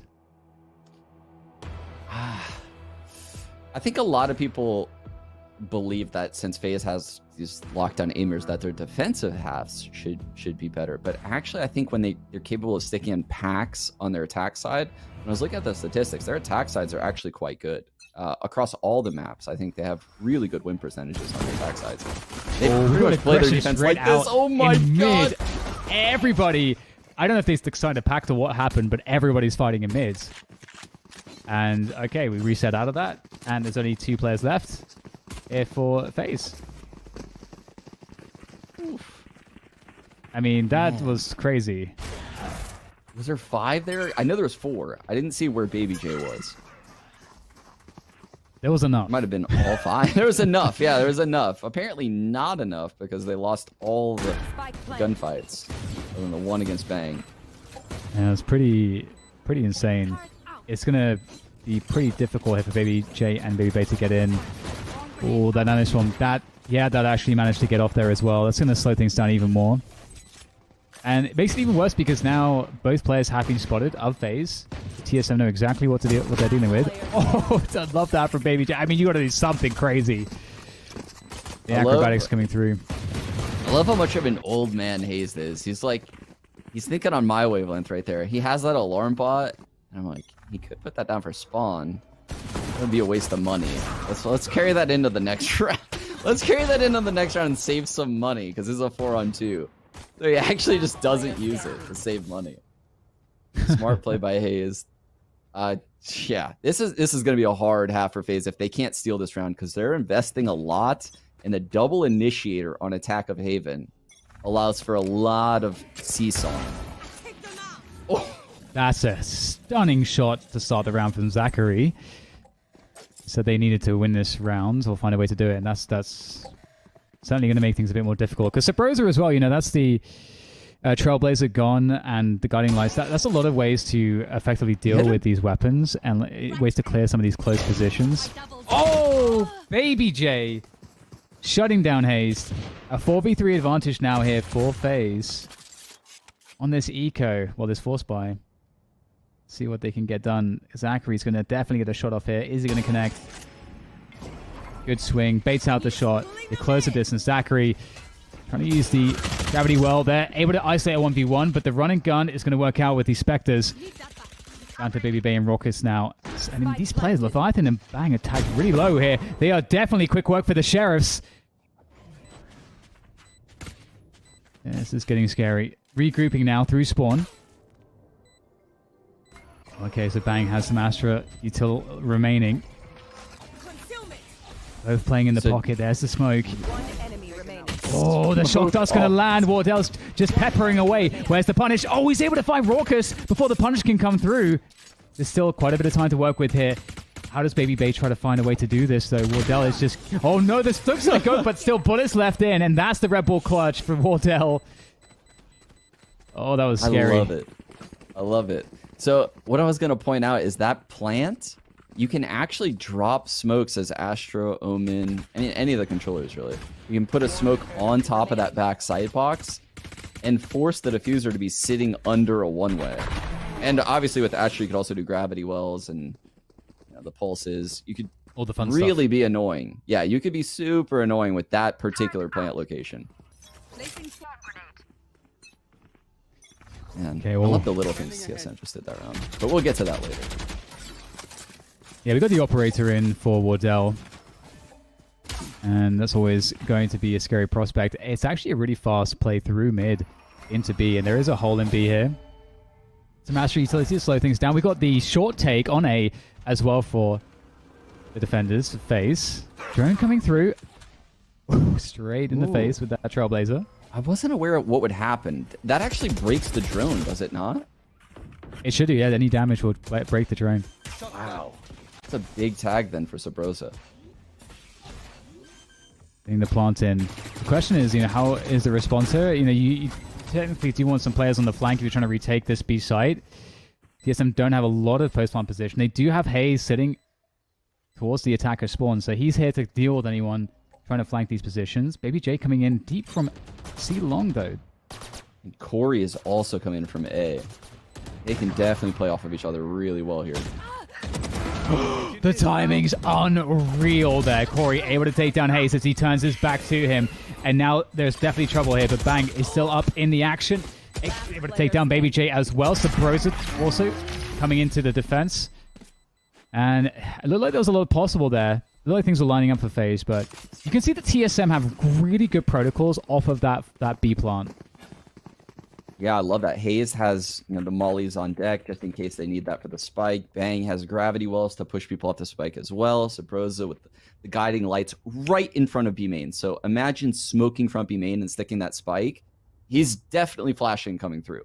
I'm 100% sure. I mean, they just have really, really good protocols. Yeah, everyone was in the right spot in that post plant. Here again, flash over the wall combined with the arrow. It's just so well drilled right now watching TSM. I think maybe 2 tournaments ago we would have seen Wardell just dry peek that, right? Now they have the flash and the recon. It looks so much different. Oh, Sabrosa really wants to get this punish in. Doesn't want to allow Corey to escape. Both flashes are used. Looking for the trade fragger. That's beautiful awareness there from Sabrosa. That is how you do it. Great stuff. TSM. That'll tell them that this A site's empty. And there's the flash with the Seekers I was referring to. Imagine being in that A site. That Seeker's coming right up to you. That's great. And Sabrosa, he can just carry this all the way through to spawn. Great clearance. Oh, Baby J, that's a great shot. Spike planted. It is a small consolation, though, because it is a very well taken A site. That's going to be another round in the bag here for TSM. So, we talked about these slow starts for FaZe, and so far, we're not seeing anything different to that story. Well, if our pattern holds true, Dan, I have bad news for FaZe. Maybe they would love to get 1 frag right here and die, so he has Blade Storm. That's not going to happen. He is 1 orb short. Let's see if he tries to steal the long A orb, or if he's just going to go with a buy here and use the Blade Storm later on. Yeah, great awareness again from Sabrosa. And that was all off of the Trailblazer opening. I got the little bit of info, and then he knew how to follow it up. And now moving into this next round, we talked about securing some of these orbs. We've got a heavy presence there from TSM towards the C long position to begin with. Ooh, yeah, look at this. So, the Astra has a smoke back site to hide in for the recon. I think she might recall the smoke back site. The first 2 stars are going to be a smoke combined with a gravity well. This is going to be sick from Zach. Oh, please hit C. They're not going to do it. This was just for control of the orb. Get Sabrosa in the pocket. You can see it's caused a rotation too, and they can definitely draw out some utility. So this Trailblazer plus the recon, all this info, is going to force a reaction. That's so sick. And look at that reaction. It's huge. We're going to get that Hunter Fury coming through as well. The Cosmic Divide, they're really making this look like a C play, but it's a fake. They're going to A, and on the A side of things, it's just Baby Bay. Baby will get a pick with that operator. That's going to slow things down, but he's got to do everything alone right now to slow this push. They know it's a fake. Everybody's going to come over. They have to rotate from C. Baby Bay has to buy time. He's got to buy time, but he can't against Wardell. The dash updraft with the Blade Storm is going to do everything that TSM need to get this spike planted, and now it's going to be so difficult to get back in. Oh, unless the whip is there. Corey able to punish. But still, there's more TSM players where that came from. Yeah, Bang's gravity well really put a damper on the retake. And now, just had the 2-on-2 settled in. Baby J with an amazing flank. Bang is going to resettle in long, and he's going to get this recall back. Enemy remaining. Oh my god, he's so damn good. Bang with the jump peek as well to bait more shots. The flicks in, but Baby J in an off angle will deliver. What a beautiful round here from FaZe. Baby J with just enough time to lock it in. And, oh, Baby Bay gets that pick on A long to spot the fact that it is indeed a fake. Slows things down just enough to make that doable. Yeah, and I love watching, two top-tier jets like that. Baby Bay on the op playing A site, and Wardell with the Blade Storm knowing that there's an opping jet in that site. And just thinking about how Wardell approaches that situation with the dash updraft, just being way up in the air, cutting the space, being a very, very difficult target to hit. And the jet diff comes in. This is a very fragile position for FaZe as well. They lost a lot of players, so their economy is kind of wrecked here. They really need to convert this second round. Oh, Corey. And now Zach also going down in Garage. Okay, so it's going to be very difficult now. Baby Bay is looking for information towards a lobby, but Ace is just holding this. Oh, okay. Well, Baby Bay has to do everything here. As Raucous and Garage. Yeah, Raucous is going to be a save. Yeah, certainly he doesn't feel comfortable pushing out a garage in this scenario, right? You would assume someone from TSM is watching this, although no one actually is, but he wouldn't find anything even if he were to go out. So TSM with another really good post-plant setup. You can see Wardell holding C-Link, Bang holding front B, Leviathan kind of roaming around by window, and Sabros is hunting. And it looks like he might find Baby Bay here. Yeah, Baby Bay staying alive with the operator would be so huge. Oh, especially because if they try to force it up in the next round, he can drop the operator, pull out the Blade Storm, the extra weapon, but never mind, that's all just been destroyed. Orcus is going to lose the Phantom as well, so insanely good round from TSM, just finding... I mean, they got a double entry right at the beginning in two separate locations on the map. It's so hard to deal with that when you're in the defender's shoes. Yeah. I think there was some miscommunication going on from FaZe there, because if you looked at Baby J's setup on the A site, he had the alarm bot at the entrance to the A site, which pretty much indicates this is going to be a retake A setup, and he has lockdown available. So those two things combined with the fact that, Corey and Baby Bay are pushing A lobby, they don't really mix very well. Like that's not a very good combination.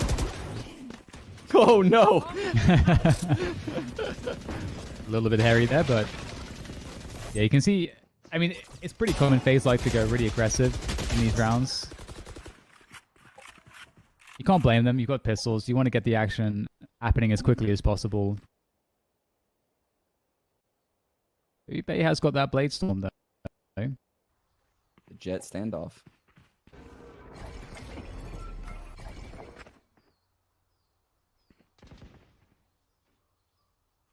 Is Wardell patient enough?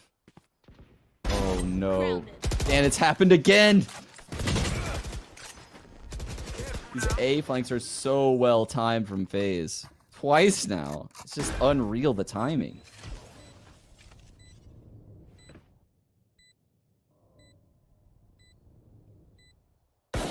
Here we have a post plant C. Or he's going to make it possibly winnable. With the Blade Storm on Baby Bay, I mean, this by no means do I count FaZe out of this round.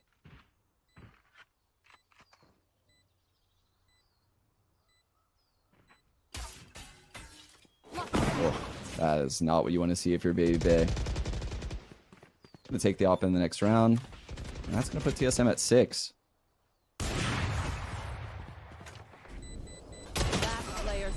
TSM, continuing as we've been going every single map of this series so far. We're really, we're hoping for FaZe to find more success here, but again, it is definitely difficult, especially on Haven. If you're unable to really disrupt the way that the attackers are defaulting effectively, you know, TSM are kind of getting to play their game at the beginning of every round, and it doesn't really seem like there's any disruption for TSM. Sorry, rather from FaZe's side to throw TSM off of that. Yeah, I'm very curious because FaZe has sat on quite a few of these ults for a long time now. So these are impactful ults. The Killjoy ult, Sova ult, the Astra. These are things that can really change the dynamic of a round. And now Corey might get the slung one. I've got your trail. The Hunter's Fury looking for damage. Does get some damage. No frags though. Zachary trying to defend this garage position. That's going to actually open things up for Baby Bay as well. Nice little distraction play coming through. And Zachary might even convert another one. Baby Bay at the back of this C site, certainly an issue. Does evade getting tagged by that recon. Here's the steps coming up. He's in a very difficult position. It's going to be shotgun mode with this operator. Hiding behind the smoke. Beautiful from Corey. Coming in for the assist. Corey actually takes down the second one. Baby Bay opened up toward Dell. And now it's like FaZe might be in a good spot to stabilize here. TSM lacking players, lacking position. Enemy remaining. And this is exactly what FaZe needed. They can still turn this half around. A scary spot. Oh my goodness, Wardell. That was so fast. Wow, that was so fast. Ridiculously fast. 30 seconds. Ooh. Yeah, that's crazy. And I was going to say that, you know, if you're in FaZe's position right now, you really don't want to be giving up any guns here. You need to keep a strong economy. And it's just so difficult. Oh, they're hunting Wardell. They don't want to allow him to keep the operator, Sean, and it's costing them. No, I thought it was happening. I thought he was getting that one too. I didn't think he was going to win the round. Like you said, that is an insanely expensive round for FaZe. And they're bringing 2 offs in the next round. Don't know how I feel about the double off setup on Haven because you're almost forcing one of them to retake into a site. It's that flick. That's awesome. My you can wrist see hurts. his crosshair placement was on the jump peak. It's like elevated. Catch anyone doing that jump peak shenanigans, and he's still just so ready for a peek off screen. Aim lab flick of the day? Question mark. We'll have to see. You have to wait and find out. Into the next round we go, and we get a very aggressive opening here from Corey using the firewall to try to make his way down mid safely. He managed to do it. Clever. He did that to get past the turret, but it still caught him. Wardell catches Baby J. That's just always going to happen, isn't it? Why have they done this to us? Baby Bay, on the other hand, might be able to find the follow-up, though. Operator coming into play, gets out of there. Wardell's chasing, though, with the Blade Storm. With that dash. Well, it's a barrel, but it's going to work out for Raucus there. So, 4 versus 3 here. Hayes able to take down Corey in that deep mid position. This offers a recovery possibility for TSM as they go to C. Hayes has ulted on sites a lot, so I'd expect if he gets to C, he's going to ult on the site right here. Yup. And that's going to give them so much space for this post plant. The Molly's on the spike. Retreating along with a recon. 2 shock darts. Yeah. 2 a gravity well. Have fun defusing that spike here. The list keeps going. And they both are holding on to operators right now, and it seems like, you know, they're definitely thinking of holding on to these. It makes a lot of sense for all of the reasons that you just listed. I mean, I don't even look at the minimap and look at the spike, Dan. What is going on under that thing? I don't know. There's a lot happening. All right. Well, I mean, FaZe are definitely starting to look quite a bit better. And, you know, the double operator into the next round, assuming they continue to hold on to this one. What would you like to see out of a double operator setup? Oh, man. Really putting me on the spot here. Wow. Okay, another question. Win conditions on this next round for FaZe. Yeah. What do they need to do at the beginning of the round to get the advantages here? That's a good question. I thought Corey had a really good idea because what's happening is Hayes is putting the turret down in mid to stop mid aggression. So FaZe, if they want to play aggressive, they might need to push mid, just break the turret to fake some aggression, and then re-aggress on an extremity as TSM has to re-clear mid. It's like a whole little mind game of how the other team is going to react and how you're going to react to that reaction. But I don't know. FaZe just seems to send it and get the frags too. Oh, that's Early opening in favor of TSM. Okay, it's looking to go aggressive with the operator here on mid. This is probably a good call given that they need to get something going in this round after losing a player early. Oh, Corey getting taken down as well. This garage defense is just getting dismantled pretty reliably by TSM. And Sabrosa does so much in terms of pressure. Oh, Baby Bay whiffs that shot. That's not That's a a good miss. Yeah, it's so going to be so difficult to get any value here now. But Baby J coming into play though with that Vandal. Oh, the transfer is almost fantastic. Puts it in a 1 versus 3 for Raucus. Might be an opening here for Raucus. Catches Hayes straight in the face. 2 players backside. And Wardell, was he dropping? He's just so fast. Yeah, he didn't even look like he was looking at him. I thought... I didn't even think he would be able to shoot. That had to be a flick and a half, right? That was crazy. Yeah, that really looks like... in my head, it didn't look like he could shoot that quickly and be accurate. So, and oh, this is not good as well right now for FaZe, Sean. We got TSM sitting on the Hunter's Fury, Cosmic Divide, and the Seekers right now. It's a lockdown for Baby J, but the buy is awful. Oh my. Wardell is feeling real confident. Yeah, I think Bay is also feeling confident, Sean, but yeah.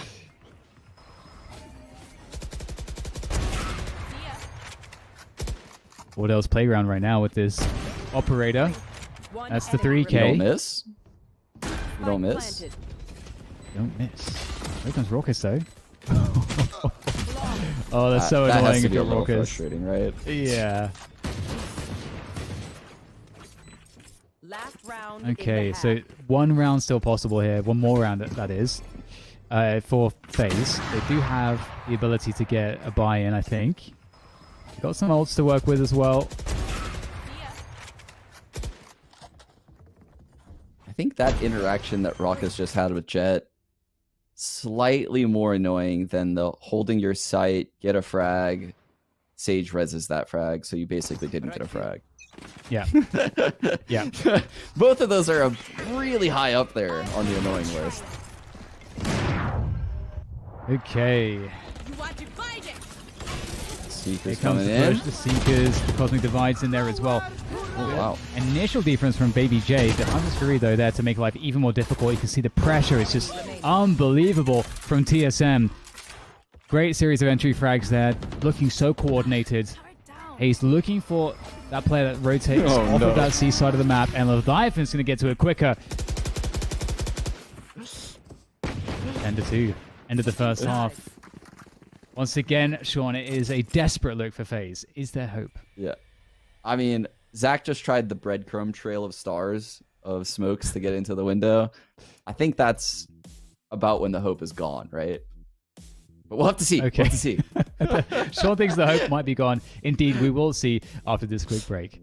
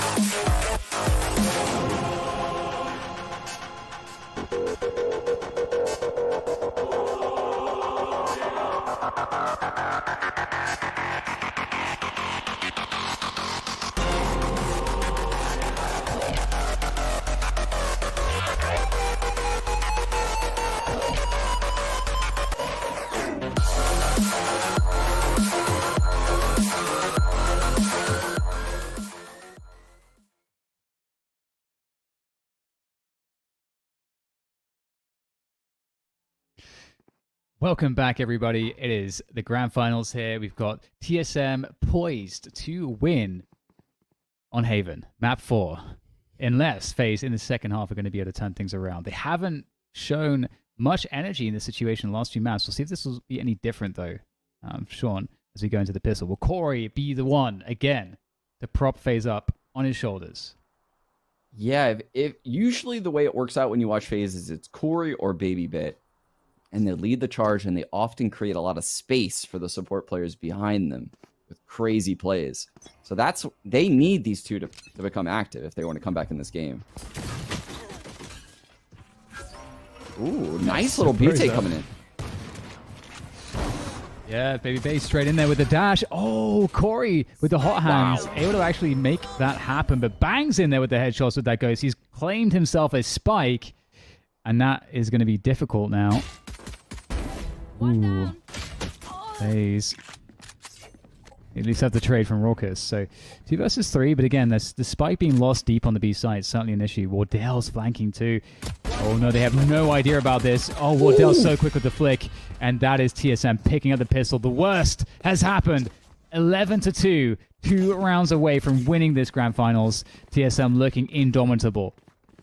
Yeah, I'm pretty sure if BabyBit didn't have the spike there, that take was incredible. I mean, the one-way smoke for C-Link, the Astra smoke for A-Link, the pre-planned molly for back sight as BabyBit's dashing in. I mean, the initial take of B was insane, but I don't think it was set to be, a back sight B take with a spike. Unfortunately, it just got lost in a really weird spot. Yeah. We got a fast push here and also a force spike coming through from FaZe in towards his A site. Wardell, elevated positions, holding things down really nicely. Oh no, he's done so much damage. He's just standing there so confident. Now Subrosa's on the flank as well. Baby J is the only frag here. Now Zachary as well, but it's not really worked out. There's no ground gained. It's up to Zachary to do everything here with a Marshall and a classic. He recalled all 5. All 5 stars. Will he even get to use them? Oh, clay pigeon shooting. Let's go. He's just standing in the open. He's not even moving, Sean. There goes the trade. Doesn't care. Oh my goodness. Zachary's trying. Oh, he runs out of bullets. That's so unfortunate. Okay. One of those is playing 2. with his food. He really is. Oh no. Oh no. Oh, the bait run through. The bait run through. It didn't work. That's hilarious. Trying to fool Hazed in B site by recalling all the smokes, so he's like trailing through them. But Leviathan's just waiting on the other side. He knows it's all just yeah, that's why I was like, oh, I don't like to look at this because Leviathan just peeks in. Just like, nope. 12-2. It is a match and series grand finals point here for TSM against FaZe. Can FaZe get a better showing going for themselves? It is a force by again, of course. Their backs are against the wall. The Spectres are coming out. We've got a Sheriff for Corey. And TSM are unrelenting. Wow, Corey, though, opens things up, but it's an even better response from Leviathan. We get the Guardian coming out from Bang to finish things off. One more player to be found is Corey with that Sheriff. Yet to be damaged. 2 players to find. Is it doable here for Corey? He actually has a spike control as well, but he's going to take the fight. Expecting there to be a trade fragger. Yeah. It was dead on the garage entrance. It's so ready for that. And FaZe is even more ready for it. 13-2. TSM are going to win the grand finals here. Excellent work from them. In fact, I don't think there was a single point where it was really in question here for TSM. Great performance. I mean, I loved what I saw from every single player, and there was some experimental stuff, but TSM looked very focused and ready for this win, and FaZe just didn't have enough in the tank. Yeah, I mean, you nailed it. I think I really, really like what I've been seeing out of TSM throughout this entire Challenger series.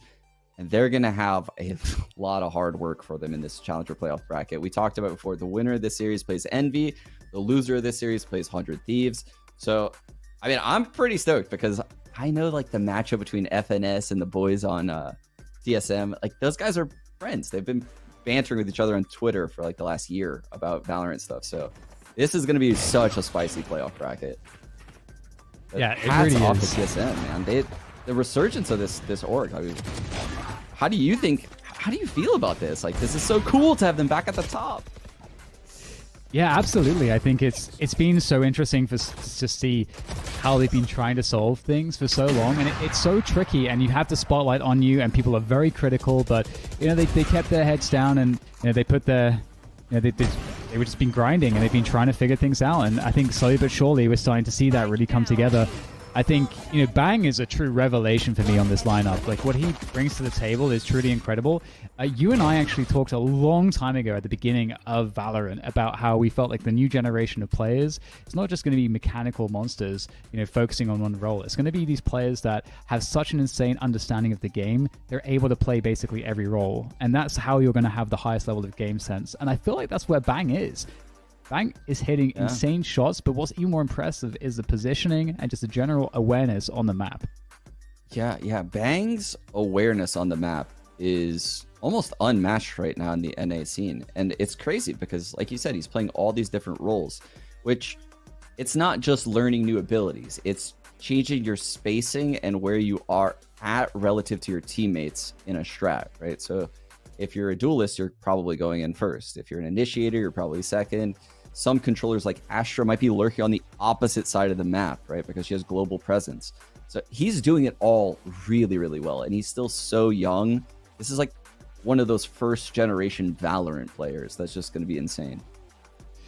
Yeah, totally agree. And, one other point that you had mentioned previously is that Wardell really coming into his own form again. I think a lot of that obviously is to do with the fact that he has a team, a unit now that feels like it's working together more in terms of the roles. Things are fitting much better, and with that he's able to have more comfort. He's able to have the space he needs and the performance and support that he needs to be the star player that he is. And we didn't really see him needing to have that star performance. And that's something you also mentioned. Bang was basically feeding into a lot of the kills in most of these maps. And so, that's just having this situation where there's this extra level that it feels like maybe multiple extra gears to go to that TSM have is super exciting for their future in the current meta and, moving into the playoff bracket. I just can't I can't say enough of how excited I am to see all of the different matchups that they may have ahead of them. Yeah. I mean, strategically, that's a huge step in the right direction for TSM, right? We can clearly see plans going into every round. We see good coordinated takes coming in. It's not just the Wardell show where he's just walking around with an operator taking dry peeks. Even when he wants to peek into stuff now, oftentimes there's a little bit of help. And I think that goes... I have to give a lot of credit to the coaching staff on TSM. I think Amapet there has done a great job since he's entered the team. So hats off to him. Awesome, man. It looks like we will be having an interview as well with the man himself, Wardell. So looking forward to hearing his thoughts. Oh, with Amapet, sorry. I mean, and that's going to be just as good, actually, because, Sean, we have a lot of history with some of these old Counter-Strikers, so it's always fun to see how they're also faring in Valorant and getting their thoughts as to also like what that switch has been like. So that's going to be really interesting, and I can't imagine what it feels like also to coach Valorant versus CS. I mean, the games fundamentally, there's a lot of similarities, but there's just so much more for you to play with in certain respects. Like, just there's a lot more variables in terms of the abilities, and the meta changes much more constantly. It actually sounds like a lot more work in some regards. Yeah, actually, I'm pretty excited to talk to Ched about these things. I think he'll shed some light on everything you just said, because we've got a little bit of insight on this. Our boy Mike's over there, the coach at Envy, right? Like he tells me a lot about what practice looks like. There's so much server side time in Valorant, and it's just such a different beast being a pro team in this game, staying on top of the ever-changing metas and finding these new quirky pieces of utility to like gift you certain rounds. I mean, it's crazy. It's crazy how much work it requires. And with that said, having utility to gift you rounds, Sean, we have an awesome moment here for the Credit Karma Instant Karma play of the match, and it's going to be, I think, a pretty frustrating moment for FaZe, if I remember correctly, on this one. We saw them trying to go for those repeated B hits, but TSM finding ways to shut that one down. Yeah, this is the exact B hit that LG just could not stop. You can see the Viper Sage combo. It's like when the poison orb isn't up, it's slowed. When the poison orb is up, you don't want to go through it because the poison orb's up. So there's just never an opportunity for FaZe to get through this choke point. And then even if they did and Leviathan lived, they have the retake wall in the back of the site. So we had to point it out. I mean, this is the clear difference between when we watch TSM play and LG play. That lockdown B defense is what gave them the Breeze win. Awesome. So it looks like we're ready to jump into that interview. So we were talking about it just a moment ago, and Chet, we've got you on the line now for the post-match Verizon interview. Congratulations. That was an epic performance there from TSM. Thank you. Yeah, it looks very comfortable, I have to say. FaZe seem to struggle in actually getting any ground in the first halves in particular. How do you feel about preparing for a team like FaZe, which is a lot of gunplay and aggression? I mean, they're the most like unpredictable team. They do like a lot of things that, out of usual styles of teams. So you can't really like prepare for everything, but you have to have like a good mindset that eventually you're just gonna have to take the gun battle versus them, and you just have to win it, because if you respect them too much, they're just gonna overwhelm you, and you're just gonna have no chance. Yeah, and I saw go ahead, you guys did a really good job of fighting against them, like in the key choke points. But something I wanted to credit you guys for is your utility usage. I think since you've joined the team, like the way you guys have used utility to create openings for Wardell instead of him just taking absolutely dry peaks has been really cool to see. What is your guys' practice like server side stuff? Because I've heard things around the scene, like the hours put in just in customs. Is that a crazy amount of time for you guys, or is that more you on the sidelines? What does that look like? Usually I'll like ask Wardell like what he's like really uncomfortable with, and then that's like gives me the next conversation piece on like what I need to do to like help him, and then I'll talk with like Hazed or the rest of the team, maybe in server time or after practice, just talking about like what we can do to like set him up, because it's really hard to just do everything by yourself as a jet opper. Every good player that you're gonna play is gonna know how to like jiggle and jump peak, and they're not gonna die like in normal ways. So we do everything we can to like get him the advantage, so that way like our game's very centered around him, but we also know like if he gets this space and doesn't get a kill, we still know how to win the round. Going off of that point as well, one of the things I wanted to ask, which maybe is tied into this, is coming into the team and coaching this team, what were the main things you wanted to sort of address? Main thing was definitely communication was not good, for sure. It was pretty rough, and even like map callouts. I think I said in like some podcasts a while ago that there's no like map callouts really, or everything was like a close left or cubby. So like relative comps. Yeah. Just like it's just like it makes it harder for you to like trade, because like you don't know where to look, So yeah, communication was like the biggest thing for sure. Just like that had to have been like fixed, and there's still bumps and stuff, but it's definitely a lot better than it used to be. Nice. So my next question is about more about the future, right? Because from winning this, I think you guys granted yourselves a matchup against Envy, your boy FNS. So how do you feel about that? Because I mean, you and FNS go a long way back. Ever since I remember, the Littlefinger memes. Yeah. We always have the memes on Twitter. Like I'm sure everyone in the scene like sees us tweet each other saying like, "Oh, they're gonna win Berlin. They're scrim gods," all that stuff. I think it'll be a good matchup. Definitely be a fun one. Like for us personally, like they're all good friends. Strategy wise, like it'll be a clean game. Won't be like this game that we just played. It'll be a lot more structured probably. I mean, I don't know. Like I don't expect like an easy game out of them. They're definitely gonna put in a lot of hard work. That none of these games so far have been easy, and this next one definitely won't be that easy. Well, with that said, I'm certainly really looking forward to it. I think you guys are doing an amazing job. Love the addition of Bang and seeing Leviathan in there as well. It seems to be working out really nicely. Any final words here, Chet, before we close things down? Thanks for supporting us. I got a lot of flame on Reddit, so it's whatever at this point, but hopefully we've given you guys something to look forward to. You guys are owning, man. Keep it Absolutely. up. Enjoy the win. Thank you.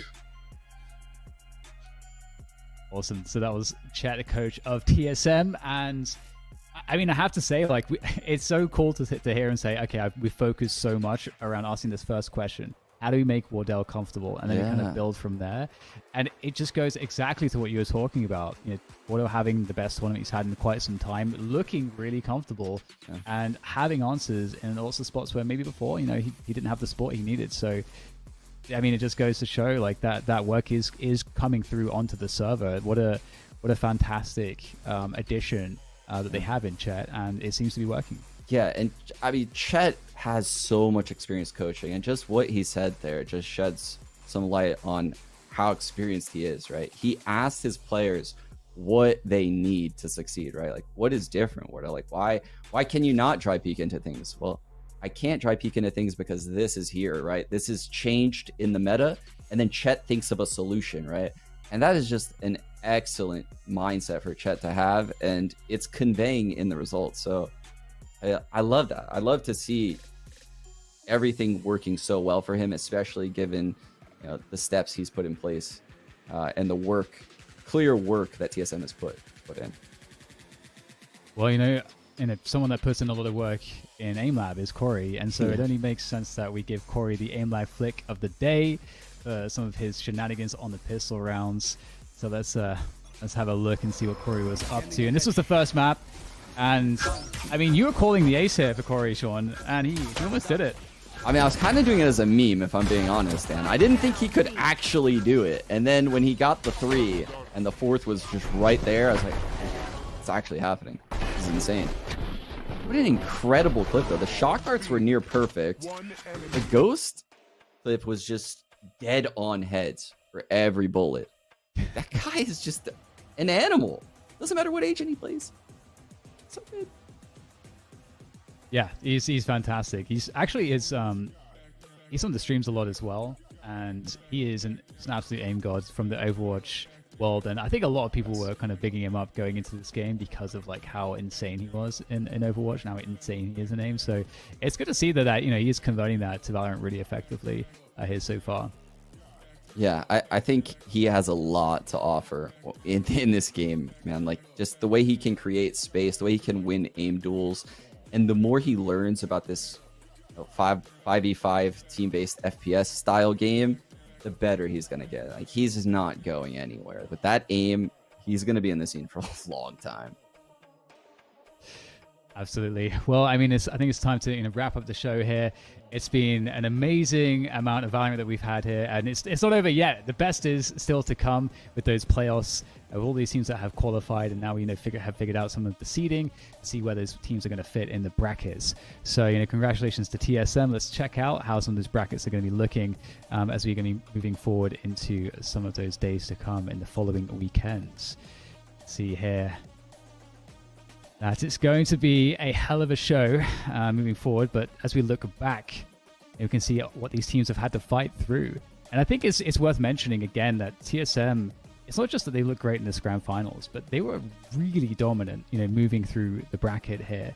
FaZe had a lot more trouble, a lot of 2-1s, but TSM had a lot of very strong results in these brackets. As you said, Sean, Wardell really shining, Bang really shining. This team looking complete. Yeah, I mean, I think you could argue that they had the hardest run, right? And I think the pro players, the ones I've talked to, really rated Gen.G quite highly. They rated T1 very highly. They rated LG pretty high. Like, every team that TSM beat along this run, it seemed like they were a real contender, right? They were playing tier 1, maybe fringe tier 2 teams, right, along this run, and they looked really, really good. Not only today, but even going back for like a couple weeks now. Like, Chet and the squad have put in a lot of work. You know what? Imagine if we get that TSM Sentinels matchup, Sean. Oh my! Can you imagine? God, dude. TSM actually winning that. Can you imagine? Can you imagine all of the salty Sentinels fanboys? Like, because it's just everyone thought TSM was dead in the water, that they would never come back. Could you imagine if they just steal that spot right from Sentinels? Oh, a lot of heartbroken NA fans. Oh yeah. I mean, I feel like most people have kind of closed. They thought the story was over. They closed the book.